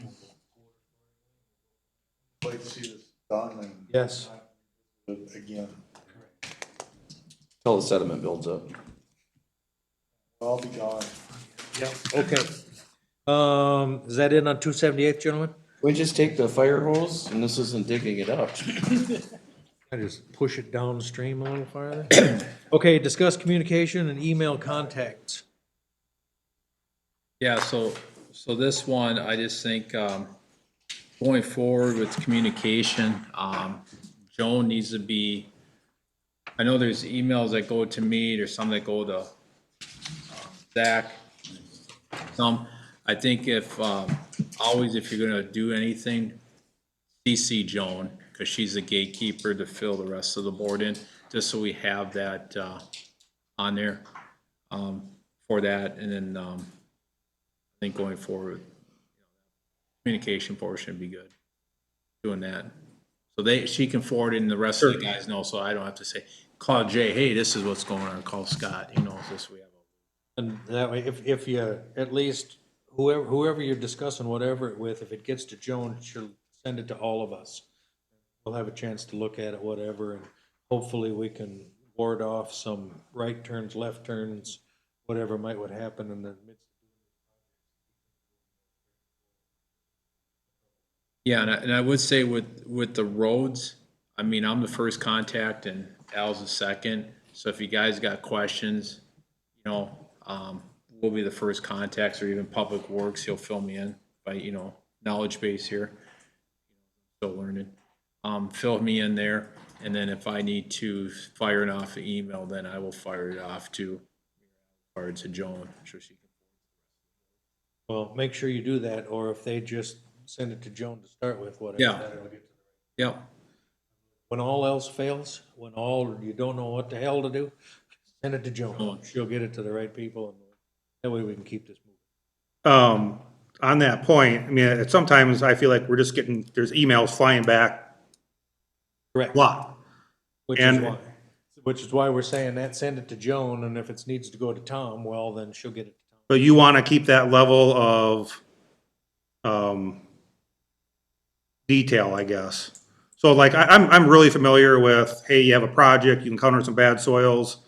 There's gonna be, you think there might be a change order. I send say an email to a city administrator, that city administrator sends it out as information only. Sometimes what I think we're seeing is we send something out, send it to Joan, Joan sends it out to the council. One council member might come, send back a question to Joan, Joan forwards to us, we send back an answer, she sends it back out. That spurs another question. It seems like sometimes there's constant email communication. And you want to keep it at that level of detail? Kind of how it's been, is that, I know we're trying to thwart some of that. okay, And I appreciate you bringing that up, because that also too, I mean, literally, we have 36 square miles of maintenance that we gotta do. And if we're taking one of our maintenance guys out of that mix, whatever, then mistreated, right? I mean, Right. something's getting missed, something's not happening, whatever.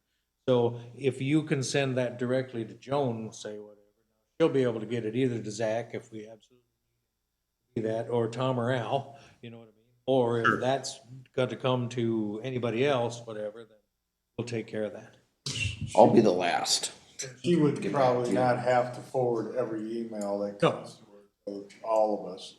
And I will not be, I won't be one of those guys asking that question, because I know the roads are hard and black, and that's about what. Can you kind of let me know, do you have any experience as far as what other cities do? You have a recommendation?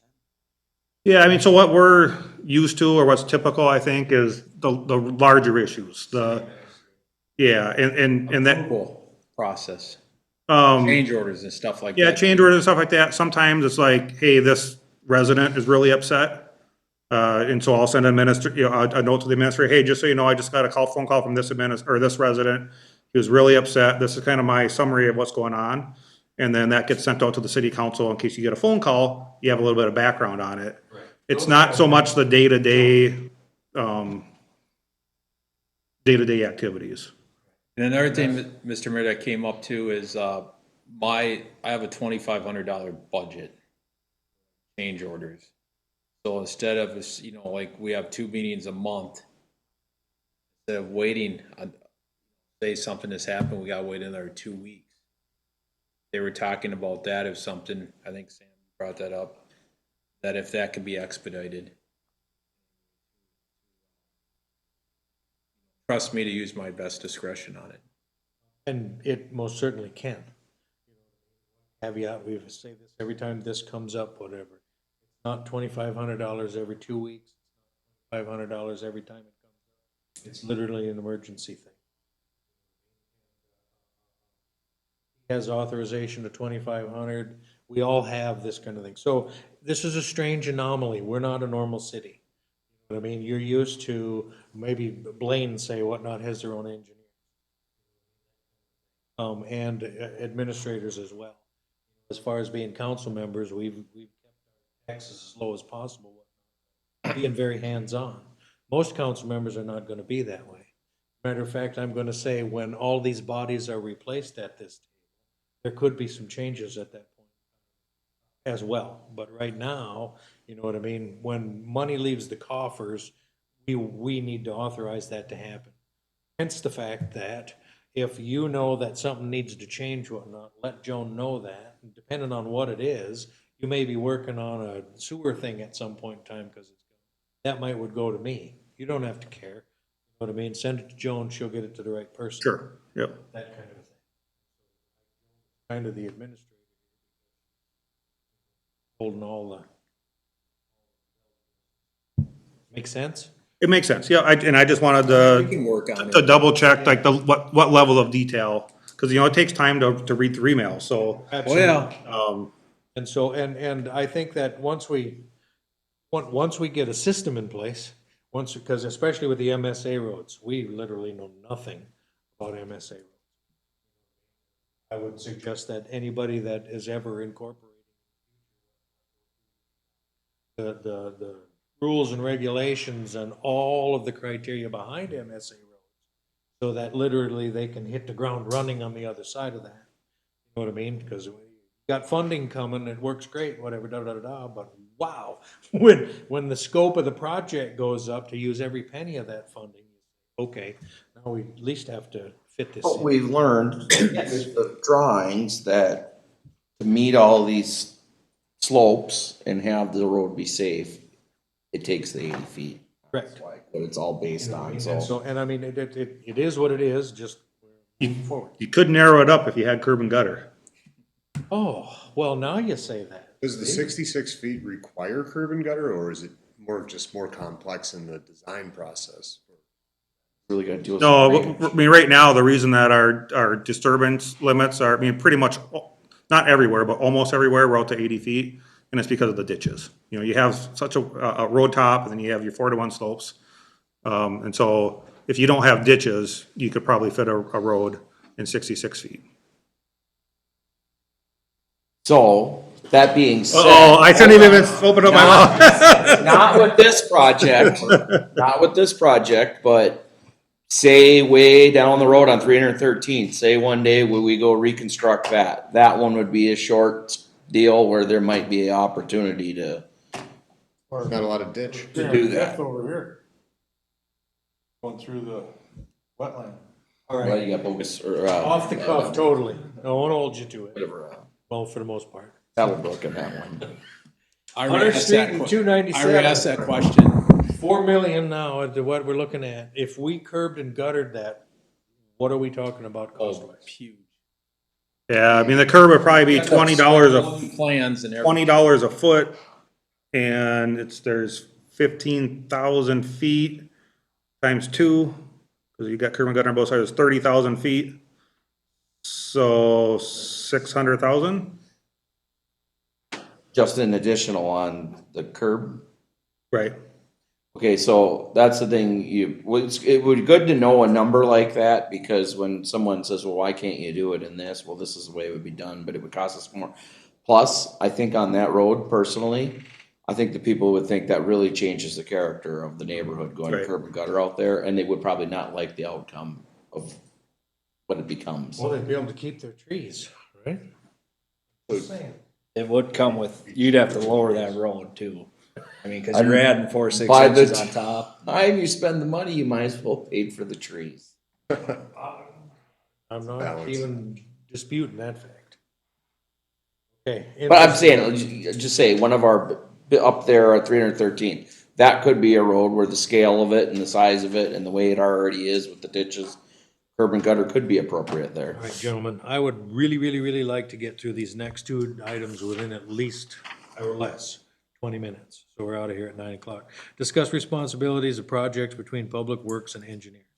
We talked a little bit about that, in this case, by sending the emails to Joe, right? You know what I mean? Get them to the right people that may or may not need to pull Zach out of what he's doing. We'll do that. Responsibilities, but now the projects, now this is gonna be the actual inspections, correct, Tom? No, this is a whole discussion tonight, because when I talked to these two gentlemen over here, we have spent $261,000, nothing against you guys, just in engineering this year, just in engineering. Not counting the legal fees, that's about 20% of our budget. So to me, I've said this a long time ago, and we disagree on this. So and I talked to a few of you, I want to bring stuff in-house and have a grade, because you guys know what to do, and we know what to do. So what I would like to do in-house, you guys all chime in. We disagree on this, so I'm just gonna say it right off the bat.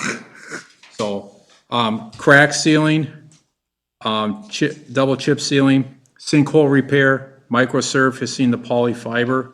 I would like to bring that in-house to Public Works. In Public Works, I would like to go out for another body as well for this. Phil's retiring in a year or 2, so we need to do this. So anyways, that's a different subject, but I would like to do these things in-house by saving money, because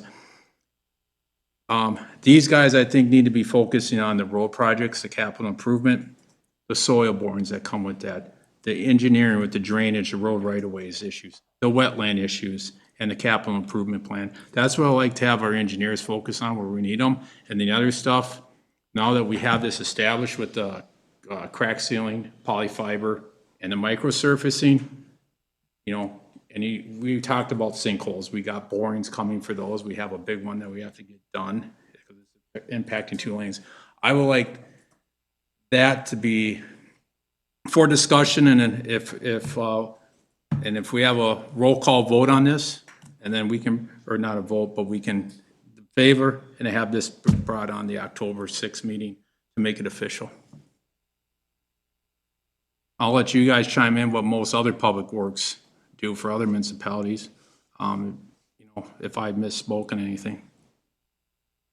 Yeah, no, I mean, so it's normal for, in other cities that we work for, it's normal for the public works director or whoever's in that role, supervisor, to get quotes on, I'll call them smaller projects. So whether it's culvert replacements, crack filling, I don't know if it's always microsurfacing. I mean, basically, at some point, the project gets large enough where you need a set of plans. Yeah. Or if you need to, if you're required by law to solicit competitive bids, then there's a lot more involved in getting those bids. So normally what we see is there's like a threshold. So if it's, like up to that, maybe $75,000 that we can get quotes. After 75,000, let me back up. If it's 75,000 or higher, it requires bonds. So for some cities, once you have to require all that stuff, we don't, then we want your help. But then up to the competitive bidding, it was 175,000 now, 75,000. is you can still solicit quotes for that work, but you need to have bonds. You need to make sure you get certain paperwork when you're obtaining those quotes. That is true, and I've had towns that did a project on their own, didn't think about some of those things. I got called after they've already. There is, over 75,000. Time was you had payment runs, and the contractor went belly up because it was around the 2008, 2009 time, and that town, even though they'd already fully paid for the project, ended up paying for the project costs. Now I sued the contractor, and then we ended up settling with him because he didn't have any money and he wanted to keep his reputation. At least I was able to work with him to do another future road project for the town, try and get back some of those costs. Okay, the town wasn't sued. The town was sued. Because the Yeah. town was the one, the contractor's subs who didn't get paid by that contractor. Minnesota law, if the project is worth over 75,000, you as a governmental entity are required to get a bond that guarantees that that contractor will pay his subs. If he doesn't pay, then you can get sued. So, just to clarify, so if it's under 75,000, we could take it in-house and do it and it shouldn't be any issue, correct? Is that my understanding?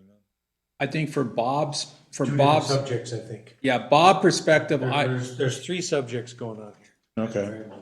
Yeah, I'm in agreement that Bob looks over to anything over 75,000. What I'm saying is like for crack sealing, chip sealing, you provided the Minnesota MDOT project manual specs. So we can take that and run with it. And of course, if it comes in like we had the bids from 150 to 200,000 in that range, have sealed bids, all the proper documentation go to this lovely deputy clerk here. Clerk, I'm sorry. Chief clerk. Chief clerk, and then have Bob look over the paperwork is what I'm saying. I would suggest at a minimum, anything that is going to seal bids where you have to go with the lowest responsible contractor, you have done by. Less than that sealed bid level, 175,000, then I would look on it as a case-by-case basis. Working with the engineers in consultation, is this something you guys can do on your own and you feel comfortable with it? But anything you have to put out for sealed bids and you have to accept or reject, that you don't have that discretion to work. If quotes, you have a lot more discretion because you don't have to take the lowest quote.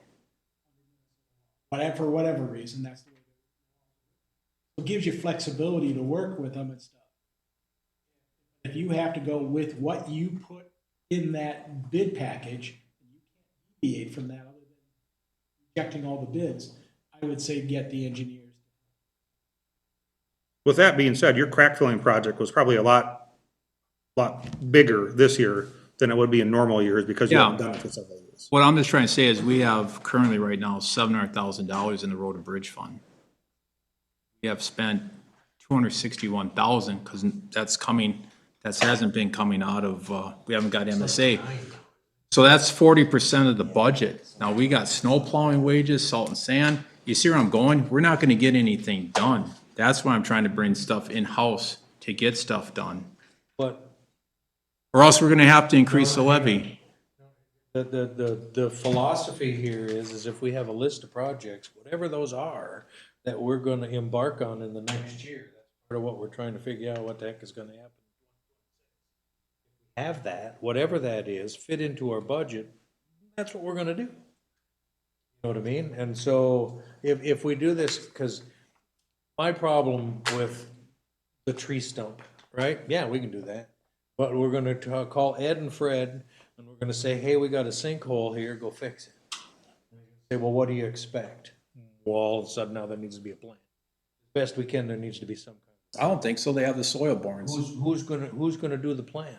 How much asphalt's gonna get ripped up, if any, you know what I mean? I think the contractors have experienced. And then are we gonna do vegetation? Are they gonna have to fix that? Are we gonna have to do that? So, and then we got one guy, whatnot, that's got the track hole, whatnot, to come out and dig it, but he doesn't do it. So we're gonna need to look at that and have some kind of an idea. That kind of a thing. So, and not only that, but I mean, now, when we start bidding, somewhere there was something that said, well, it's gonna be way better to think about doing a lump sum rather than quantities. I'm not sure that's true, because I the lump disagree with sum you. whatnot is a guess.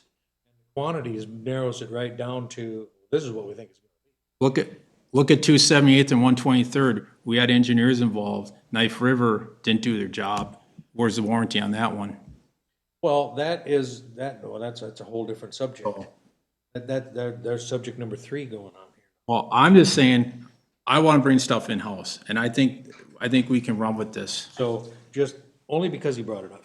Now what we have here is, Knife River, whatever, they're completely off the hook for the underlayment and the first lift, let's call it, right? Now we got Rum River who's come back, whatever, and put a second lift over that, let's say. Rum River always has the out, whatnot, for whatever happened. We don't know what Knife River did. There was no soil correction, so if there's stuff cracks up, chips up, anyway, whatever, it breaks up, sorry. Anyway, you know what I mean? They're gonna say, well, we have no idea what the subbase looks like. So now this goes back to the philosophy of, you know what I mean? There really should have been soil corrections or something put into that, whatever that might. Should have had something deeper into that. The plan. Yeah, but hold on. These two guys met Mr. Kind out there to go over that. He did a change order on his own. Well, and that was also, as I recall, whatever, that was a change order, but it was in an addition, whatever, to the 350 that was happening out there at some point. That's probably not a wise way to move forward with things. You know what I mean? Because the question to Mr. Kind from me was, hey, they're already gonna be out here, you know, doing 305th at the time. The asphalt on that particular project, whatever, that's something they can squeeze in at the same time, maybe save some mobilization, maybe do some things. Right, anyway, you know, and maybe not. Maybe they're getting to the end of their season too, it might not. Well, the next thing you know, yep, it worked and they were able to get out and do that, and then we got it all the way around the corner and things like that. There was nothing really looked at, and I think it got widened, but the shoulders never were necessary. Pavement got wider, shoulders weren't necessary. Then we saw some cracking immediately begin to happen. So that rolled into a scenario that I don't think was the wisest thing to do. Now we've got it covered up with Rum Rivers. Here we go again with how we play with the game here, with the quotes and the bids and all of the things that need to happen. You know what I mean? Because that was, Knife River said, hey, we'll come back and put the second lift on it, whatever. But because it was over $25,000, we had to go to another quote. Get at least another quote. We got another quote, and lo and behold, it came in less. All right? There's a problem here, right? So now we're looking at that going less. What we probably should have had is a conversation to say, got a second quote, it is less, but in order to keep our warranty on that from Knife River, any kind of warranty, whatever. You know what I mean? We should have figured out a way to say, no, that wasn't the one that we should have used. Because now Rum River's come in, covered up Knife River's work, now we're back. Right, you know what I mean? Both of them have. Knife River said, I don't. Rum River's gonna come in and say, I don't know what Knife River did. Right, so now we have this whole chunk of road here, whatnot, that could break up and we have no recourse at it. So literally, when we tried to do it was the best of intentions by everybody, you know what I mean? But this is how it turned out. And so when we get into this, absolutely, you know what I mean? The best thing Matt Kind could have said for us at that point was no. You know what I mean? Knife River we couldn't squeeze that in. But anyway, here we are. So that's my plan, to have stuff brought in-house. So, Jeff, or any of you other board members want to chime in, go ahead.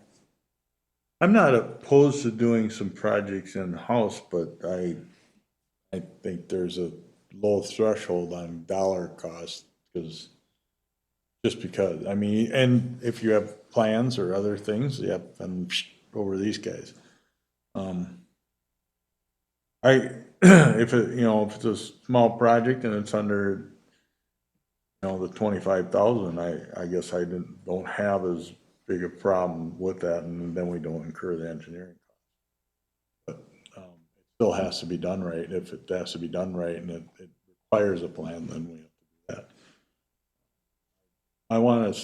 I would like to figure out a way to have some standardized, stuff. So when you do stuff, this is the way it's done all the time, and these are the specs, boom, boom, boom. And then when you don't have to do all that extra stuff, but that's my 2 cents. Yeah, and then, so now the MnDOT specs that you gave us, book, that's for crack sealing, chip sealing, and all of this.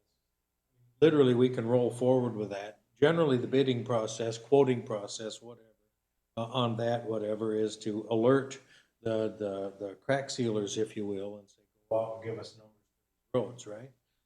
Because even in what you guys would do for us, you're not gonna go and measure, say, 394,000 lineal feet.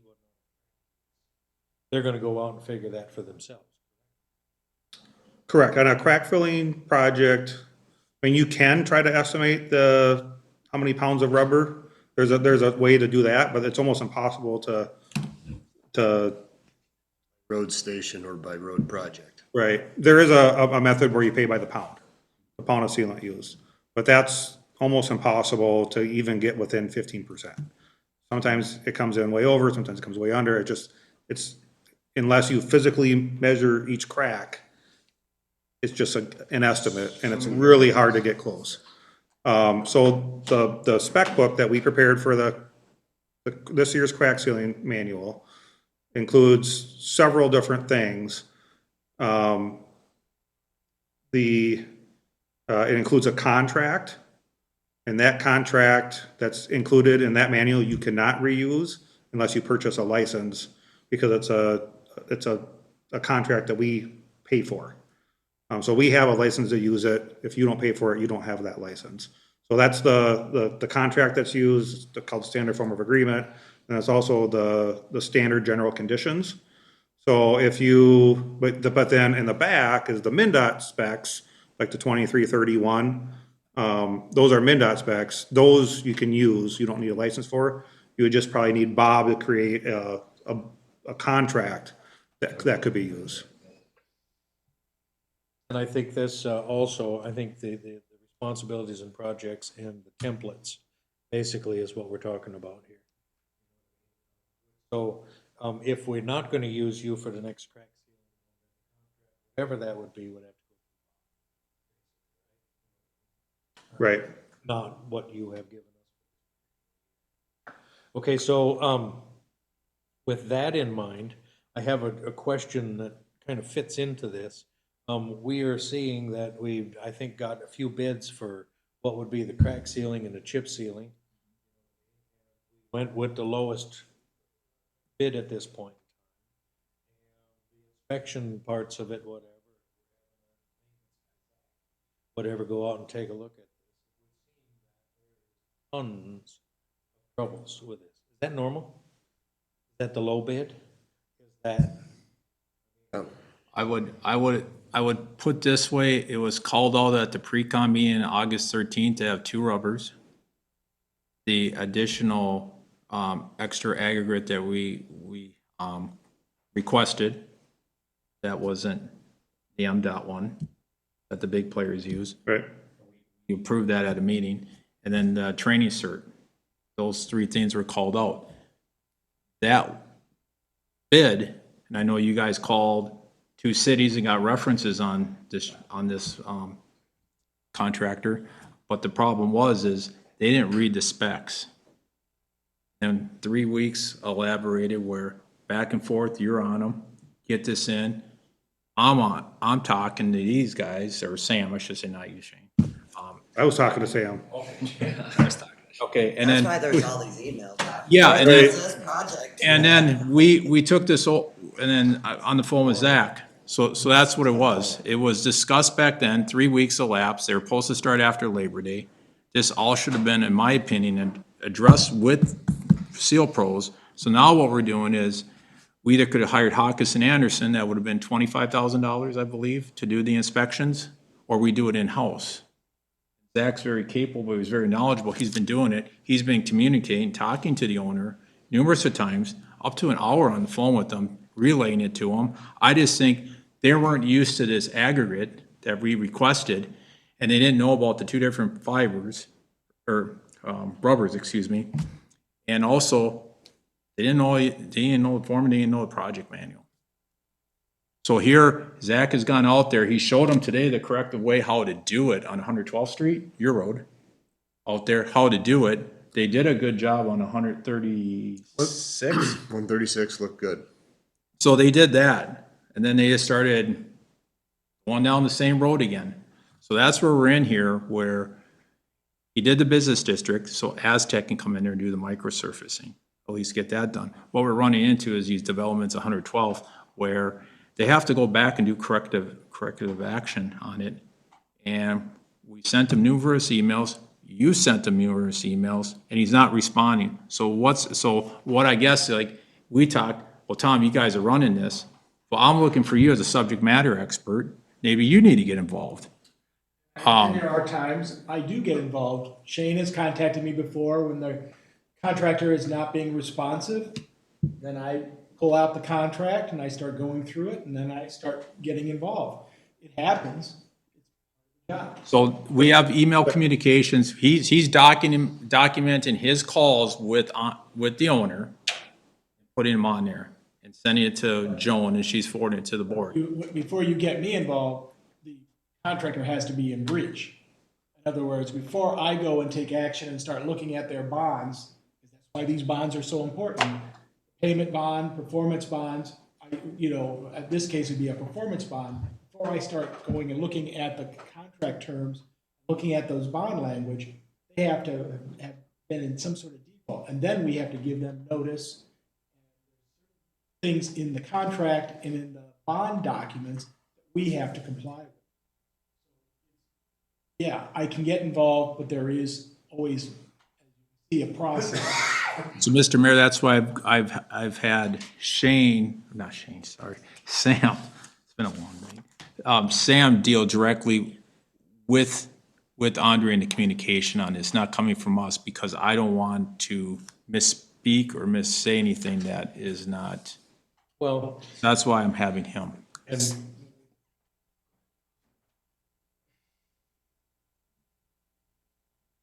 Just sitting back on the sideline here, listening. It sounds like you wanted to do it on your own, but you couldn't do it on your own. That's what I'm hearing. So we don't want you to, Well, no, engineers to well, do this, but then I think now that's- we're back to you're going to them, and they're not the Boy Scouts. Yeah. Okay, this isn't a volunteer endeavor here, they're a business. And when we're investing the taxpayers' money at a large tune, how many dollars was this project again? $150,000. We need to take the steps to ensure that we are getting the full value of what we're spending the hard earn tax dollars on. So when you take their fees and you take it as a percentage of cost you need to step back, because you were talking about how much we spent on engineering this year. Did you go and parse out, Kayla parse out what the engineering cost went to today? For this Out on year? the streets, yeah. On streets, do you have like do you have the 100 street and 297th projects? Those are big, large projects. We're talking a $4 million project. There's gonna be extensive engineering costs. Some of the costs we've already incurred because we've authorized them to go out and do this work on the behalf of the residents, the taxpayer, as an investment on fixing these roads. So you kind of keep lumping the whole big number together and saying, look how much we spent. Well, it's because we're getting ready to we're a snake ready to take on a big rat here, which is 100 and 297th, and you're gonna see a lump go through. And we're getting the early lumps, what we're outlaying on the front side of it to even get to a plan.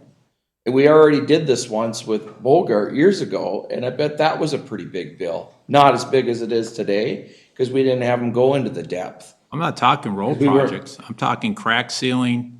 I know, but I'm saying is, I've been sitting here listening to this, and it's like you want to do it all on our own, but yet the phone and the email keeps coming back to the engineer. And out of fairness, I'm just saying, out of fairness, you want to drive the Cadillac, but you don't want to pay for it.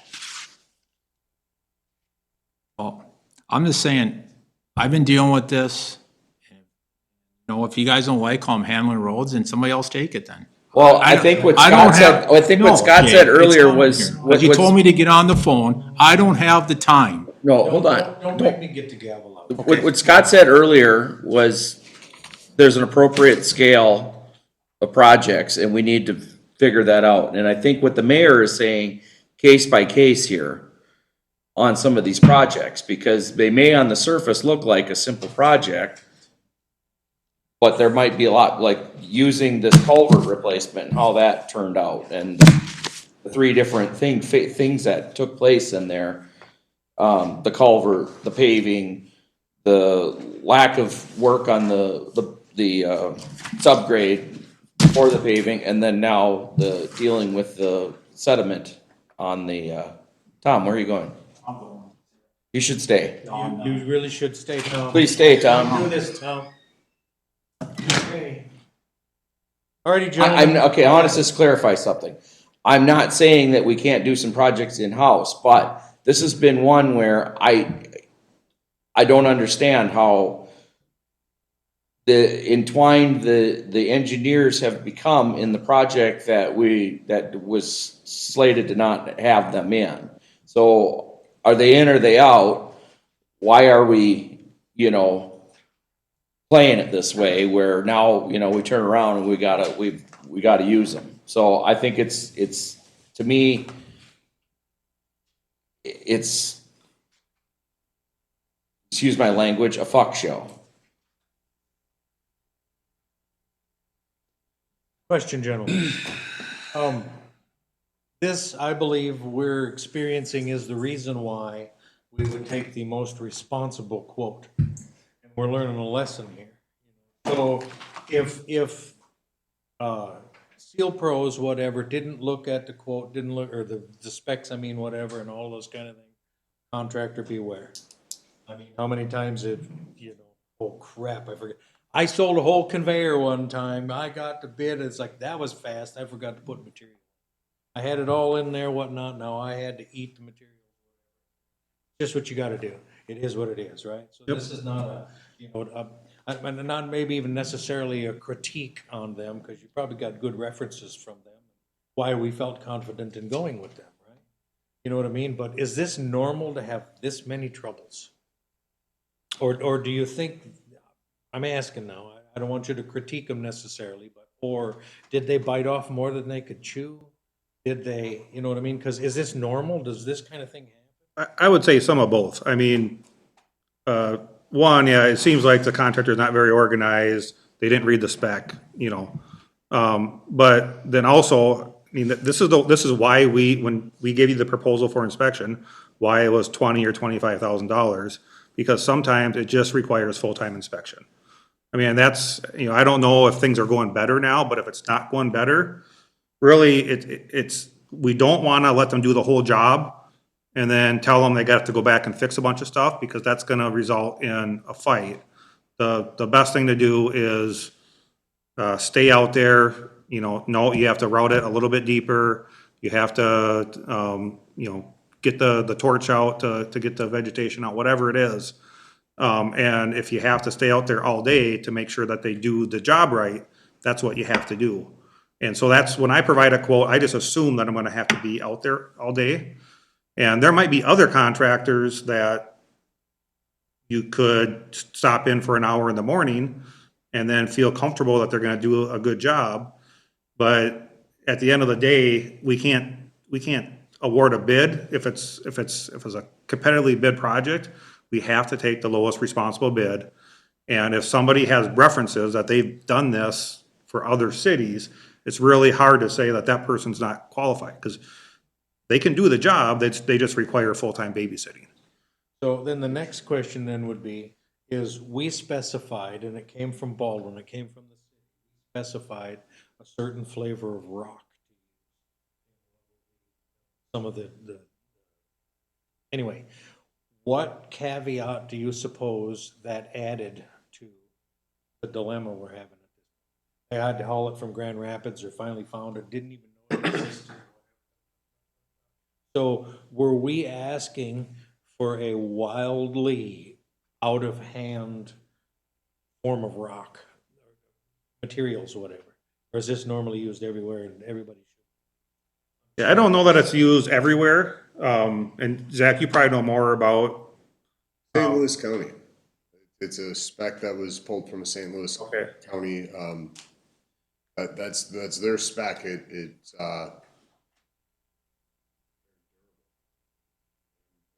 we're looking for the best product for the residents here and fixing these problems the right way. I thought that this was a good spec to put in there. You guys agreed, city council agreed, made the RFP. Seal Pros had no idea what this was, and it put a considerable delay into this project. Now, I'd like, historically, when we do, you guys oversee pre-con meetings, are all of the submittals submitted at that pre-con meeting? It seems like it would be somewhere in close proximity to that pre-con meeting. You give your rubber submittals and you give your aggregate submittals and your traffic control certs, and you're off. And everything gets approved through top end, and then they get notice to proceed. We had a really big delay just in the submittal side of this. It was unusual for me, and I don't do this as often as you guys. What was the source for this rock? Where did it come from? This rock you're talking about, where did it come? Where's the source? Where does it come from? Grand Rapids? It's a batch plant. So many of these commercial asphalt, a MnDOT certified plant can produce a batch plant in order to meet the binder specifications and all of the specs. So it's available in this area at the plants around here, or? As I understand it, some of the bigger players pre-bulk order this when the batch plants are warming up. Okay, so they do a run. They're thinking ahead. Like salt. Yeah. Okay. But if you're not used to this. But yeah, but I'm saying, like, you put your salt order in for next winter already a long time ago, right? The cities that know that they're gonna use, 200 ton, they're gonna put in an order for 200 ton. You got it. It's a little forecasting. Okay, well, that's the curve for us here, so, if we really wanna stick with that, we need to know what we're up against in the coming years. And, I mean, had you guys used this particular rock before? I have not. So this was an anomaly. So I'm just gonna say, here's an anomaly, a curve. Whether the big players got it or didn't, obviously they didn't.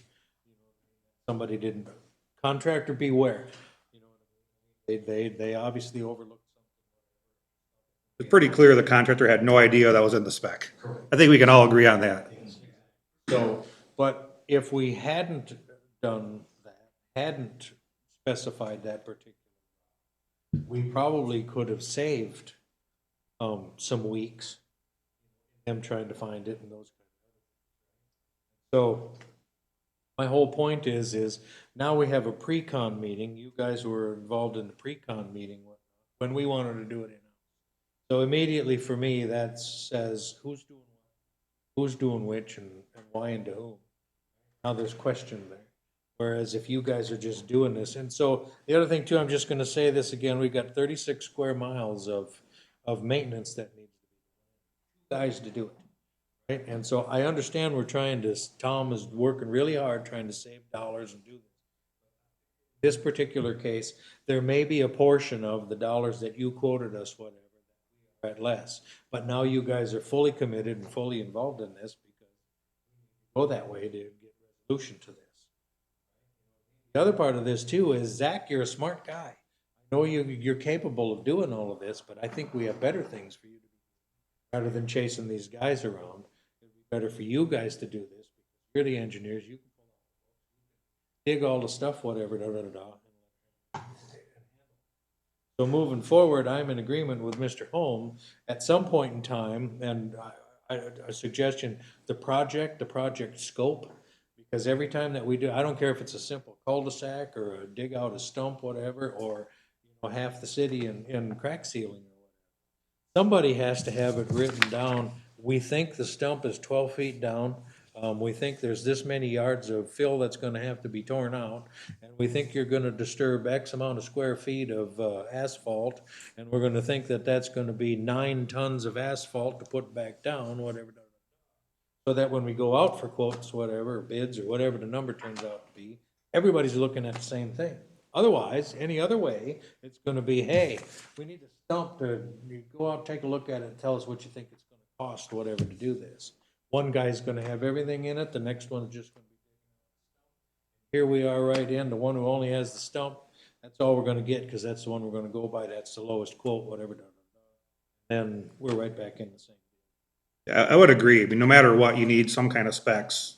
You gotta write a scope of work, but Right. this is similar, situation, the 285th. Wrote the RFP for the triple chip seal on that project. Allied and. Well, I don't think anybody did. I did. I wrote the spec for that.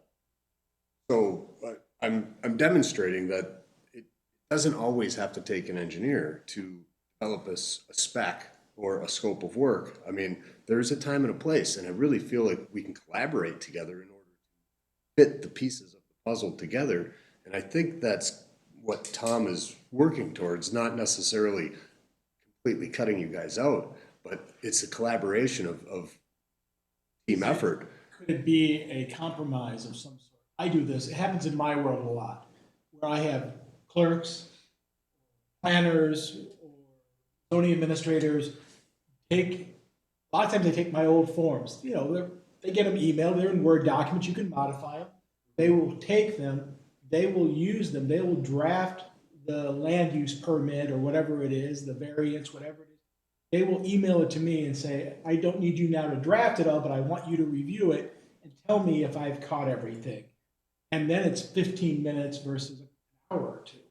So again, there are ways to maybe, if you do put your specs together, maybe get it over to Sam for review, and then it may take 15 minutes versus an hour or two, to take a look at it, and that way you're not missing anything. Because a lot of times it's minutia that people don't understand. It's the really minute things that make the difference, and some people just forget about this. Oh, what about this condition? This is going to be a problem in the future. You got to add this, or this isn't clear. Just change this language so the contractor knows what's expected of them. That may be a compromise on some of these projects, especially and then what I tell people is, if I put a form together for you, a contract or something, as long as you don't change it, I don't need to see it again. If you change it, I want to review it. Some of this is going to have to be worked out over time as you guys are working together collaboratively. Yep, developing that relationship. And just some of it, like this crack sealing, I'm inspecting it, but it's your guys' spec, your guys' paid for contract. So I don't know, it seems that you guys would be the enforcer. It's your contract, your language, your specs. But I'm the observation. I report, you guys decide, or, you know, we don't have a clear path here, and I think that's what some of these bumps are, and we're trying to navigate through this all together. But one thing you should know, and this happens a lot in my world too, Joan may know this, every bit of this, and tell somebody, blow her off. You may know it, and you tell them, and they blow, but I call them as the attorney, because I get this a lot from planners and clerks and stuff, where they told them and nobody bought it, but I get on the phone and I tell them, all of a sudden, well, the lawyer said it. You know, so there is some credentials that Sam and Shane can bring to the table to get people in line sometimes, just by the fact that they have PE after their name or Carries weight. carries weight. I was gonna say, you know, on what Shane had said about sometimes you just have to full out babysit crews. Supposed to. I seen some of the crew members on 125th, and I could see how they maybe just kind of, when nobody's looking, just breeze through it. From what I was watching in front of Marv's. Okay, so I could see why some need to be babysat. Maybe there's some greenhorns there. Maybe there's some lazy pieces, you know, whatever. I'm not gonna say, but either way, you know, it's true. You're either gonna have to be confident in them or you're gonna have to babysit. So now we need to decide when we're doing something in house, are we gonna have you babysit it around the clock? We anticipated this being 2 weeks. We're going on 4 weeks now. Well, okay, but I'm just saying, so Tom was proposing bringing in another body for next year. And also in anticipation for, Bill's retirement. Phil's retirement. And, you know, Phil's got a great set of skill sets that has helped us in our shop, helped us with our vehicles. Been a good worker, but, you know, if he retires and he leaves, you know, he's taught Zach a lot, but you need to get someone else up and going. And I wish Tom wouldn't have left, because it's not, I don't disagree with doing things in-house, but I think that and I agree with a lot of what's being said here. I agree with you when you say that there's a lot of other work that needs to be done around the township. And, you know, I think we really ought to think about, how about getting attachment for one of the front end loaders for shouldering? How many years have we talked about shouldering? We tried shouldering years ago when you were young. All right, but if we're gonna do shouldering, we're gonna need an extra body. We might, you know, and we might need another summer body, you know, for signing and different things. So this is more than tonight's conversation about what our maintenance department, what Zach's role is. You've made good points about the collaboration and, you know, but there wasn't very good clarity. That we good intentions on Tom to say, you know, I want to try to tighten this up and get more for the dollar and save some engineering costs on engineering. But we run into these situations where, well, we need the engineers. And you've advocated that, you know, we've pointed out why. We've already went over this. But, you know, in the case of the CIP plan, I have a lot of confidence in Zach.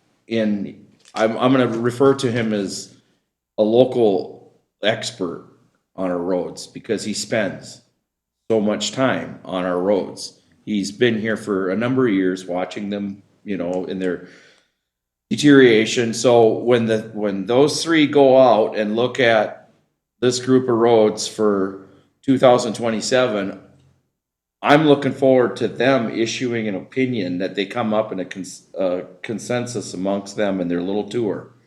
And I'm going to take that list by myself, and I'm going to drive, and I'm going to look at them roads, and I'm going to look at what they thought, and then I'm going to go, yeah, I agree, or maybe I disagree, and here's what I would suggest.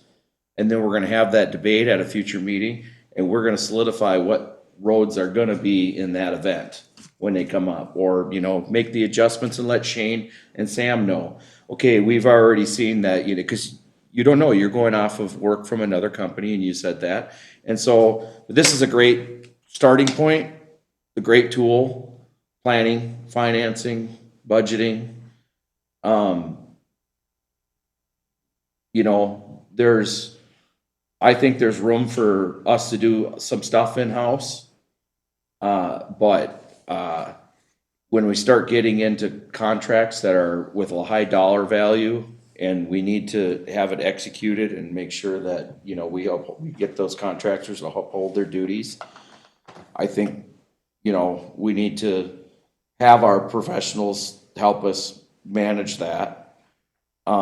You know, if we decide that, you know, okay, we don't want to have you have, you know, somebody on site, we're gonna say, well, we'll have Zach do this part, you know, or that part, or whatever. But the other thing too is we can also, as council members, aside from you guys, he is a set of eyes here that are out there and he's catching things and he's pointing them out. And when he opens his mouth and shares it with you, it's worth listening to. It's worth taking into consideration. So Tom's got a philosophy. He was gonna talk about it tonight, and I said the wrong thing to him, and out the door he went, because he didn't like how it sounded, and I told him to stay and to come back. But I just wanna speak to that, he's not entirely wrong here, but we're seeing where we have some flaws in this project, and I think that we need to really get that ironed out, and I think the attorney gave, you know, a good analysis of how to just sort out some of these things, and also the importance of the fulfillment of these contracts. Contractors. Mr. Mayor, there's, Zach has abilities on doing those RFPs and that kind of thing, and I think, I have no problem with doing some of that stuff in-house. I think doing the RFP and then subject to review, I'm assuming the review is way cheaper than, I think that's a good compromise, and we're not gonna make everything perfect right off the bat, so you know, the things that you're able to do, and that as long as it's subject to the review on, you know, that dollar cost, we're in that dollar cost thing. Threshold. Whatever threshold. Some, you know, sort that Let's get going on it and, you know, and work on into that, to the future that way, and see if there's ways to do it in-house and save money with that review cost, keeping those fees low. I know you guys wanna make the money, but we gotta keep our. Please. Yeah, actually, I mean, we would prefer to do projects. The road projects, big projects, that's what we're built for, that's what we have AutoCAD, we have all that stuff. And that's what, we have surveyors, wetland specialists, that's kind of what we prefer.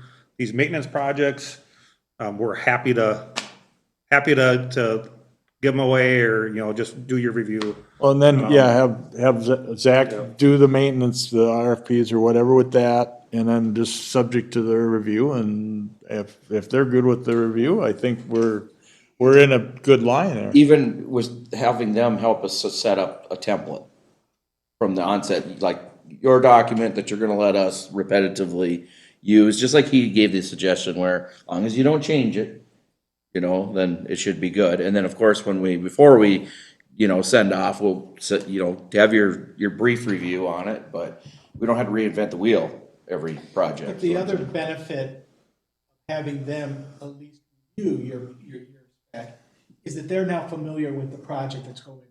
They have a file, they have the documents.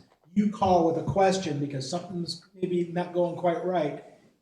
Sam, Shane can now open that file and they have it right in front of them, and they can immediately look at it and say, okay, now they understand the context of what you're talking about. It saves you more time in the long run. That's part of the collaboration of. And I think that's what Tom wanted to discuss here, and I think we've had a very good discussion about it. I would appreciate it if he would have stayed, I would think we came to the conclusion he was looking for. if he'd had the patience. There it is. Okay, Smaller jobs, I think, would be good for like the paper, what they said.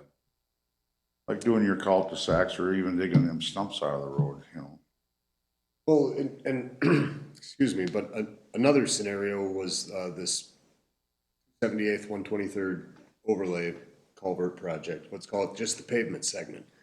when I initially pitched this to city council, when I was spearheading the overlay part of it, it was that we have an opportunity here to develop a template or a jig for other subdivisions. We're looking at, reclaiming, milling, and repaving a 3-inch mat. So we're utilizing the bituminous that the citizens have already paid for instead of hauling it out, because I don't think any of us want to see that. But that gives us added base. That gives us a little bit higher profile, but in most of our settings, it's manageable. I mean, we got a little bit higher shoulder. We can work with that because of the cost of the other side of it, and excavating underneath of what the milling would have been would not be worth it. You know, trying to recess the road back to its original elevation doesn't need to happen, I don't think, in every setting. So developing that jig or template for these subdivisions with the mill, regrade, pave option was kind of this template that we were trying to push forward with this project. That we didn't really get because we wound up milling it, hauling it away with Knife River, and then paving 2.5 inches. So we really need to develop another opportunity where that could be feasible, where I don't think that we need a design plan on every single road. If it's 30, 40 years old and we're not seeing severe distresses, sinkholes, low spots, it's holding together over the last 40 years, why can't we add base, regrade, and pave? It's worth considering. I think it's worth it for your guys' consideration. Well, I think Shane covered that though on plan sets because it's the borings and all this, everything that they're doing there beforehand is gonna make it spell it out to the bidder exactly what's gonna need to happen there. And that way that road upholds for 20, 30 years. Because if we miss something on just going out there and saying, you know, we just need this road 1,000 feet, we want X, Y, and Z, and we didn't look into it on the front side, and we didn't put there, Shane, are you hearing what I'm saying there? I mean, we're looking for soil corrections. Yeah, no, I mean, I think, Control. I mean, are you talking like a whole neighborhood? Yeah, like a subdivision, like we just picked Sure. those couple off of the I mean, county roads. So my opinion is you need a plan.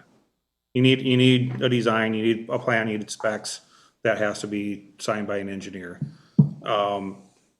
You know, you have to, part of what we do is estimate quantities. And those estimated quantities go into the bid form. And then when you get your bids from your contractors, it is on exactly the same scope of work. And if you don't have those, if you don't have a plan, it's difficult to estimate quantities. And if you don't have those estimated quantities, you can't have a bid form that compares apples to apples. So in my opinion, you just need a plan if you're doing a competitive bid. And that gets back to the scale, the cost of doing that neighborhood, and what we're gonna be spending there.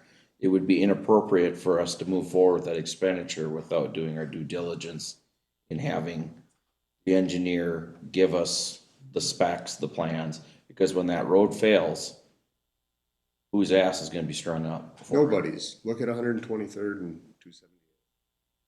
Well, look at 120th, but you know what? Some of the people that made the decision, they're no longer walking on this earth. I believe all of them.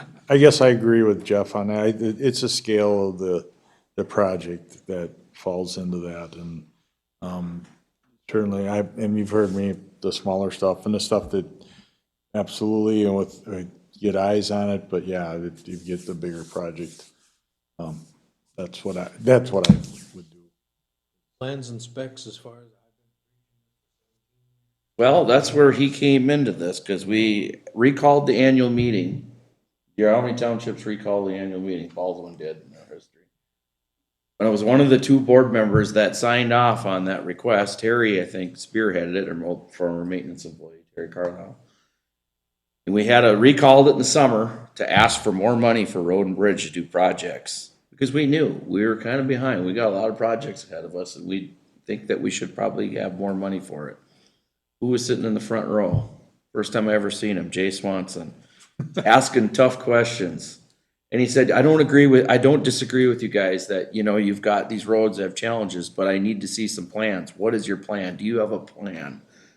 No, we don't have a plan. But I tell you what, John Bogart was working after the next meeting to get us our first capital improvement plan.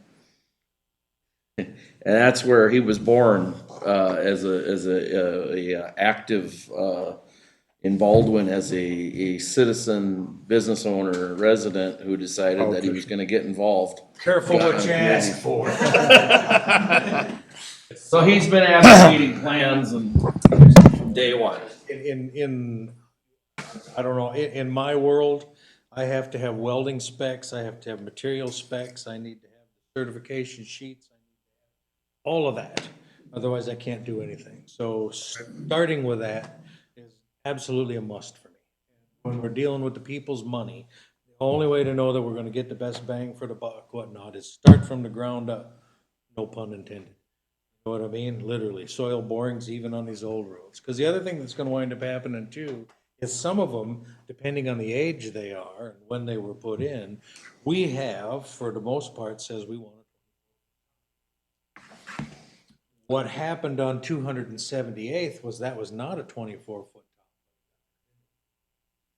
And with no soil corrections and no attention paid to what was under it, hence why Knife River's first attempt kind of fell apart on the edges. The other part too, and like 120th when they did that one culvert, whatever, you know, I don't know if that was miscommunication.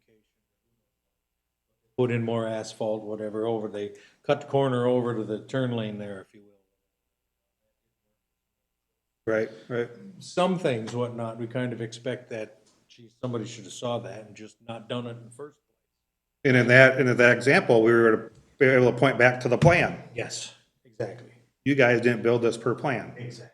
And it's again, as they showed up without a plan, without specs, and that, quite frankly, that happens a lot. I mean, how many times, Sam, you been on a job where, I mean, it's amazing that they don't have the plans with them. Yeah. And then they showed up with such a small amount, I'm gonna assume, whatever, of asphalt, whatever, even putting that down, you know what I mean? That was shoddy at best. They ended up having to come back. And me, if I had a whole neighborhood overlay, if I had to inspect that job and I didn't have a plan set, it would be very difficult. I have a question for the contractor, just working anything out. Issues, anything going on. It's just a And I lot. think what we're experiencing here is a real cluster with, also says Snow Pros on their doors. They must do a lot of plowing. Pros. But Seal Pros, it says Snow Pros on their doors as well. Oh, really? Yeah, it does. My wife saw that, Snow Pros. I'm like, no, they're Seal Pros. And she's like, no, it says Snow Pro on there. It's like, turn around, went back. Wife proved me wrong. Anyway, right? So anyway, that kind of thing. And so, out of whether there was a specific plan, whether there was the contractor botched it, you know what I mean? We're living in a world, looking back now, whatever, the minute you saw as many discrepancies and whatever it was, we should have immediately went to you guys. Good, did, yeah. Yeah, anyway, and update, okay, you guys are gonna babysit this project or something. Moved into that. That didn't happen. Tons of your time got utilized in this project. 4 weeks of your time has been utilized. No, not that much. Which ultimately would have been best suited, in my opinion, whatnot, elsewhere doing the other things. Getting into winter, we're getting into other things. That's a whole different. Doesn't necessarily involve you guys. But at any rate, so I think we learned something tonight. You know what I mean? Number one, Seal Pros, there's a reason why we take the responsible quote. And I think, I don't know that the difference was enough to have been able to have done that in this particular one, the numbers. 170,000 or whatever. 75. So we would have had to have gone to seal bid at that point. Well, we did seal bids on the project, didn't we? Yeah. Yeah, so it was advertised as seal bid, so that's how you open it. So it was the lowest bidder. So we thought it might have been over 175, and we had a couple bids that I think were 190. I believe the contractors that read the specs were at the threshold that you guys anticipated, Yep. hence the low bidder.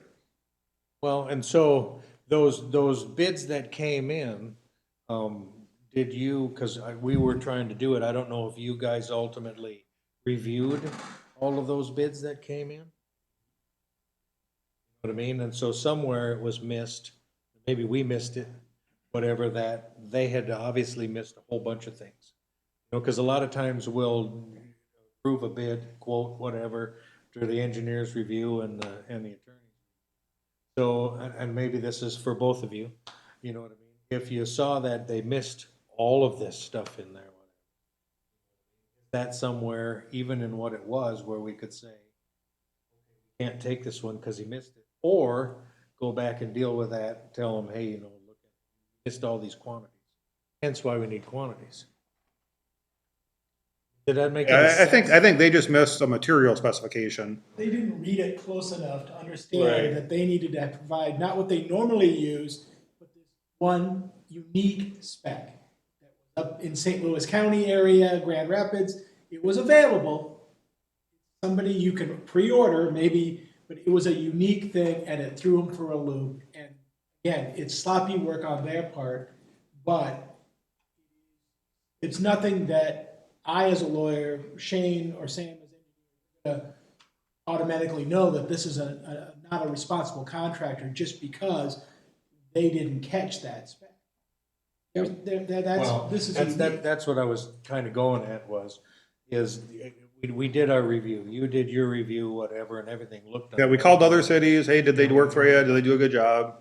And we got, And so there was nothing in this that could have turned the lights on for us right at the beginning to say, hey. and even when there are things that turn the lights on, it's still hard to say someone's not a responsible bidder. We've never done it. It's hard to find something where I could tell you, yeah, we can take this job away from them because you're gonna get sued. You're gonna have you're gonna have the burden of proof. They're gonna talk about how they're best thing since sliced bread, how many years of experience they've got, all the jobs they've done successfully, and we have the burden of proof. And I don't know, and most of the times when towns or cities, whoever they are, want to do it, I have to tell them, no, there's not enough evidence here. Such a high threshold. yeah, we had one together where they were a trucking outfit. Oh, now. Yeah, and then they worked their way up to doing road projects. And I was nervous and I called Bob and told, we talked about what I found. I called some people, called some references that wasn't really happy with my result, called some more. It's, if the city didn't accept their bid, then you risk being sued. And that was probably the worst project that I've been on, but it ended up getting done. So at the end of the day, that's why we have the performance bonds. That's why we have the payment bonds. And I did get involved in that, and we Right. did claim on those bonds. Guy who ended up going bankrupt. He's no longer in business, so we don't have to worry about him anymore. Right. But it was painful, but we had long chats about that. There just wasn't enough evidence. There's other people in a lot of other communities, because we get these calls all the time, and we don't want to use them. We haven't heard good things about it, but that's not enough to be able to actually stand up and say they're not a responsible contractor.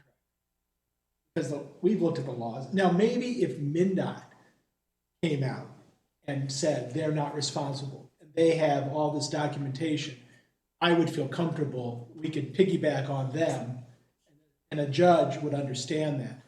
Just because people don't like them. Because they're hard to work with or because they're unorganized. Yeah, that's, Well, I'm even thinking about what we're doing next year, seal coating and things like that. If their numbers get closer to, the other numbers that we saw, now they realize, and we still now experience the in organization or a whole lot of babysitting that we have to do. Does that get to a point where, after the second time now, I'm assuming we have to get at least to that?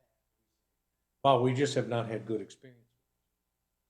so it depends on and it depends on how you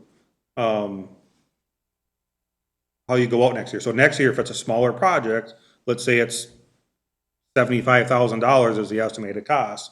We're gonna write in the specs that you need to provide bonds, but it's gonna be, we're gonna accept quotes. We're not gonna go out for bids. So everything in the language, let's say Zach prepares the documents, it all has to say quotes. We request quotes. Quotes are due on this date. If you have any questions about the RFQ, please call this number. Everything has to be referred to as a quote. And then once you open it, you can take whatever quote you feel is most beneficial to the city. Minnesota law, if it's within that 25,000 to 175, says you have to get quotes.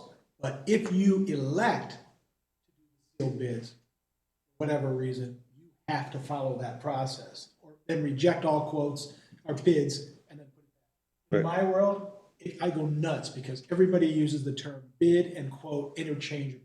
And I understand, but it drives me nuts because it means such a different thing in my world. And it's just one of those things. I agree with Shane. I tell towns, if you don't have to seal bid it, why? Because it takes away all your flexibility. So would there be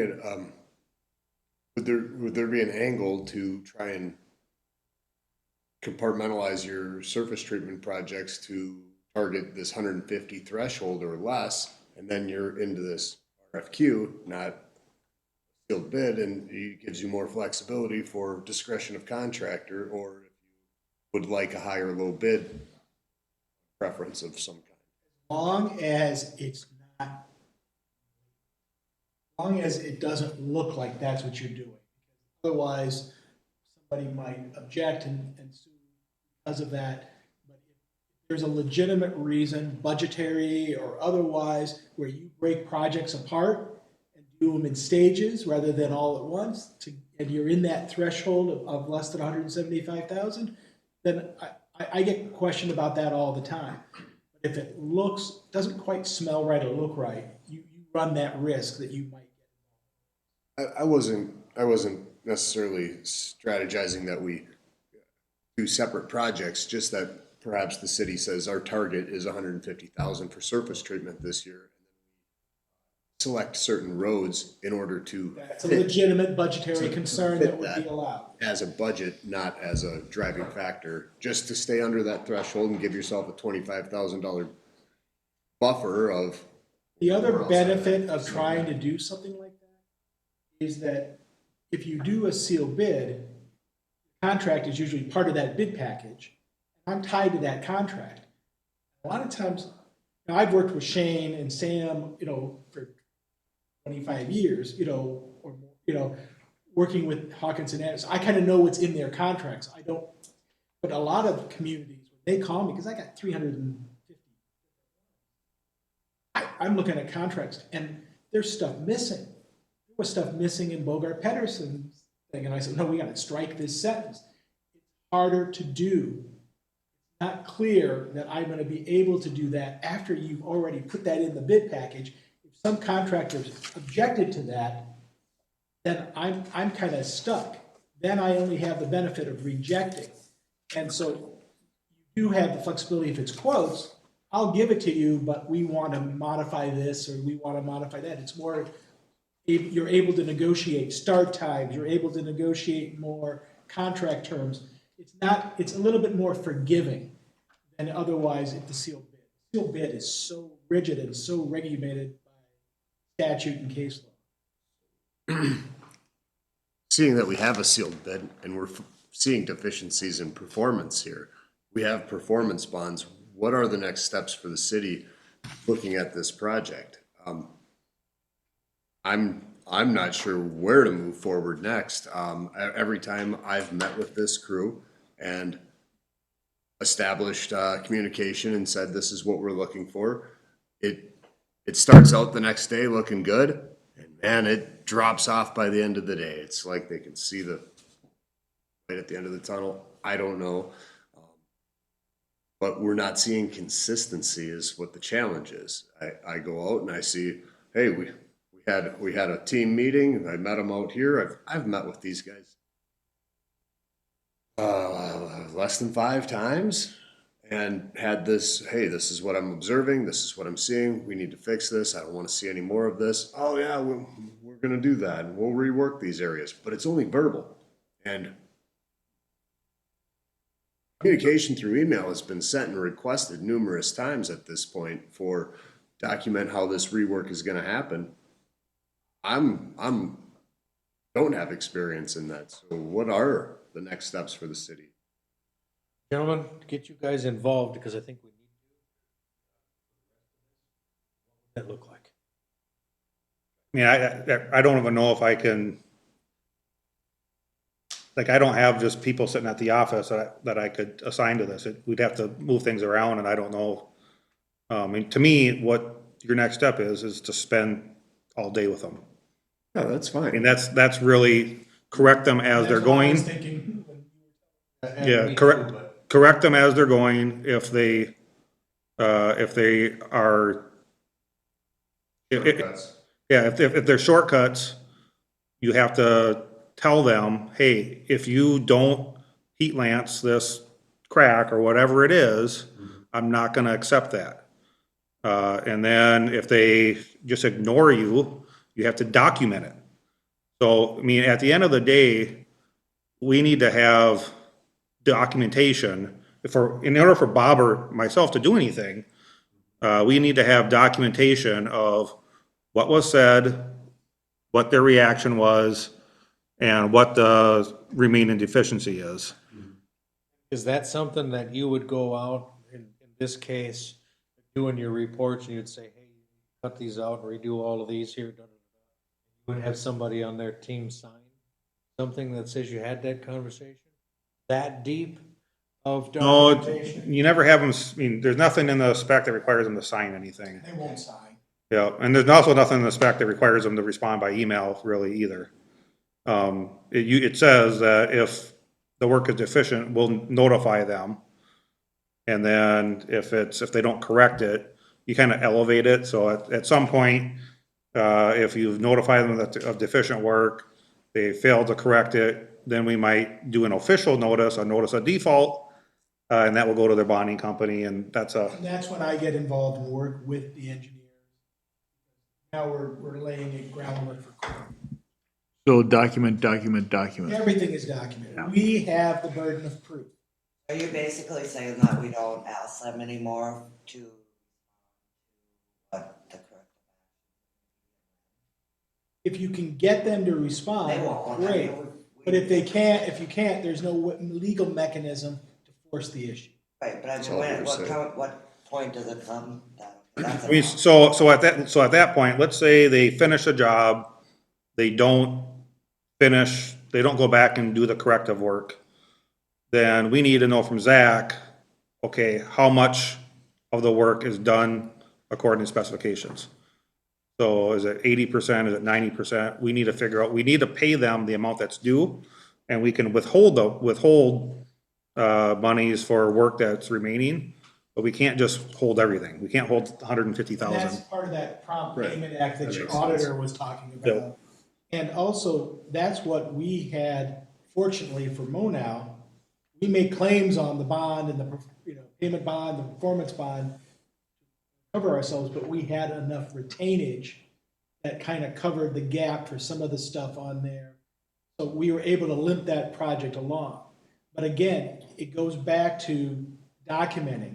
If there is something that you write a note and you can take a picture and somehow have that or video with your phone or something, so we have evidence of what we're talking about, because it's hard later to say, well, yeah, it was 80% done, but 20% wasn't. Well, where was that? Prove it, show me. And if you can document that with your notes from the field, your time, I talked to so-and-so, maybe they won't sign something. I can say, I talked with Shane on September 23rd at 10 o'clock at night, and we talked about, it's a lawyer's trick. We always write stuff, and a lot of times you'll see in a letter, if this way in any way differs from your remembrance of our conversation, please contact me immediately in writing. Doesn't mean it's true, it just means that a lot of that is, it kind of looks bad if it's read to a jury or a judge might think, well, I've had judges, well, disagreed with the council, did you write them a letter back saying you disagree? Well, I was busy, no. I said, oh, okay, you know, so there's things you can do to document this. I think you're gonna have to babysit. My question is as follow-up, you know, you've seen probably 4 or 5 now. Requested that I said, asking, why, should I stop? Yeah, I mean, if he hasn't replied yet, I don't know that he's going to. It's really our burden to inform them of the defective work and where it's at. And so, you know, you've seen on 100th or 123rd and 278th, right? The punch list, the project review report. That's our documentation of deficient work. And then if they don't correct it, you have that documentation. So let me ask, you've seen the emails I've documented with picture collages, because I can't put enough of these deficient pictures on one email, so, you know, we got a lot of pictures, and then I'm writing a summary of what the takeaway was from the meeting with Andre, or with David, the street foreman. And I am documenting these in a summary form and sharing it back with them and the other stakeholders here. I feel like we're documenting this at a appropriate level. And I have had verbal communication with Andre and David that we're gonna make this right for you. We wanna give you guys a good project, and I wanna believe them. I sure do, just like all of us do. Right. And I guess I'm just informing you guys of where we've. How far along are they? Are they halfway done, 3/4 of the way done? They're on Jay's Road on 112th but this is where it gets a little odd. I go on 112th and they're doing 1 lane as they're heading south. And all of a sudden they start doing 2 lanes. And then I start seeing the polyflex is pulling up, and you can see it. Sent you the pictures. It's ugly. Yep. I meet with them. I ask them what's going on. You know, I seen your work on 136. It all didn't look like this. You know, has something changed? Well, yeah, we're using a box instead of the squeegee. Well, why would you do that? Well, you know, we thought the box was working better. Well, I can still see the crack going through here, and it's sagging. And these are some of the other things. It's sagging. They're not doing a double lift. They're not taking their time. So I worked with them on it, and we went back to the squeegee, and we were able to actually perform some of the lifts without going across both traffic lanes, because immediate traffic is covering it. And I notified them, hey, I watched cars pull this up as I was inspecting your previous work. Oh, it wasn't that much traffic. I thought we could get away with this. And well, it's not working. That isn't going to fly. We need to fix this. Okay. And then as their truck is backing up, they're backing up over the hot rubber, and their truck is pulling the rubber up. And I'm like, well, how come you didn't have this problem on 136? Well, we were putting plywood down over our tires. Can you still do that? Yeah, we'll do that now. And then going up the hill by, you know, the valley, going up the hill, every one of those patches was perfectly fine at the end of the day at 5:30 today. And I guess this reinforces your comments of it needs to be babysat every. That's why our inspection proposal was 25,000. I mean, it's It's unfortunate, but it's reality. In this industry, yeah. And, I think they're called tourist hacks. okay, moving forward, I think we are probably going to need your services in some way and some capability, whatnot, in getting through this Seal Pros debacle at this point. And obviously we understand you can't pull people, this is your busy time. You know what I mean? Can't pull people off, you know what I mean? Right. Do for us what you can. Let's hope the council's gonna have to have much more discussion surrounding all of this. Rest assured, though, we'll do our level best to not happen again, because Tech's got way better things to do.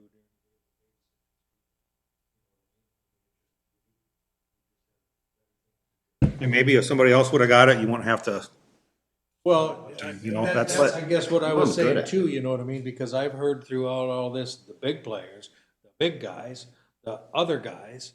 So what are the bets, I guess, maybe? Saying if this contractor would have ultimately, obviously he bit off more than he can chew, whatever, da, da, da.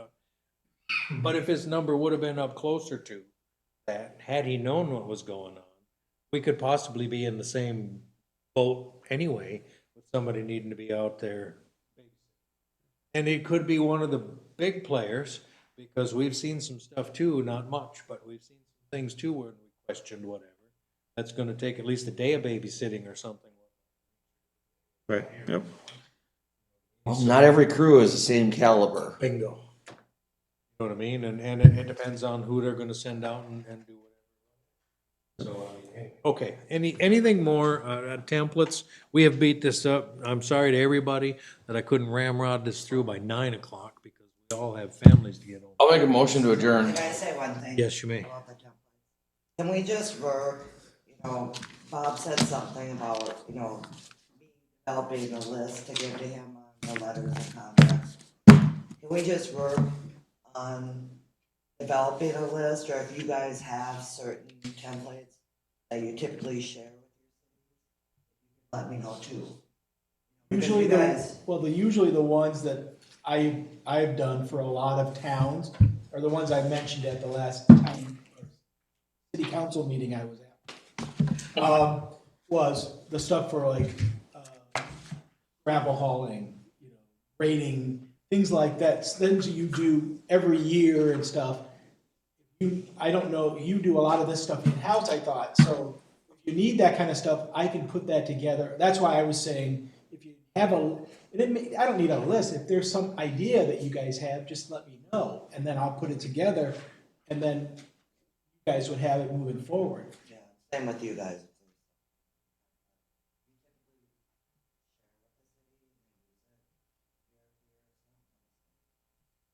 Yeah, I mean, I have a couple of examples, but honestly, we don't do this for, we don't do like maintenance work for a lot of cities. So, I mean, a couple of smaller cities where I've gotten quotes for patching and I can just provide, that as an example, but we don't have templates, so to speak. And well, and also too with that, I mean, I think everything is going to be unique enough to need its own either explanation or contract or template, because we don't know what it's going to, how much there is going to be. We don't know anything. Triple chip seal over, like we had brought up, whatever, over the gravel there, whatever. We've done that before. So, I mean, there's no reason why we wouldn't over again. Right. You know what I mean?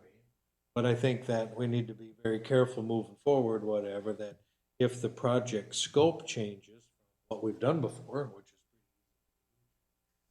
yeah, there's a little more to it than this, whatever. Sure. All righty. I motion adjourn. Motion to adjourn. Is there a second? Motion to second. Any further discussion? Hearing none. All those in favor signify by saying aye. Aye. Aye. Opposed, same sign. Motion carries. We are adjourned at 10:03. All right, thank you, gentlemen. Everybody. Meetings went till past midnight in the first term. So 10 o'clock ain't all that bad. You're approving. For those of us that just get to drive home. New operator, so Sean says, I want you to. I sent you that email on that speed limit sign. Yes. kind of I apologize, process. I got your voicemail, Weren't whatnot. real big. I was gone last Friday and yesterday. Oh, no problem. And otherwise I would have called you and we. Bands, we had a Sure, yeah, no conversation. problem. I was gonna put on this. Sure. Do you wanna kind of? Unless I can get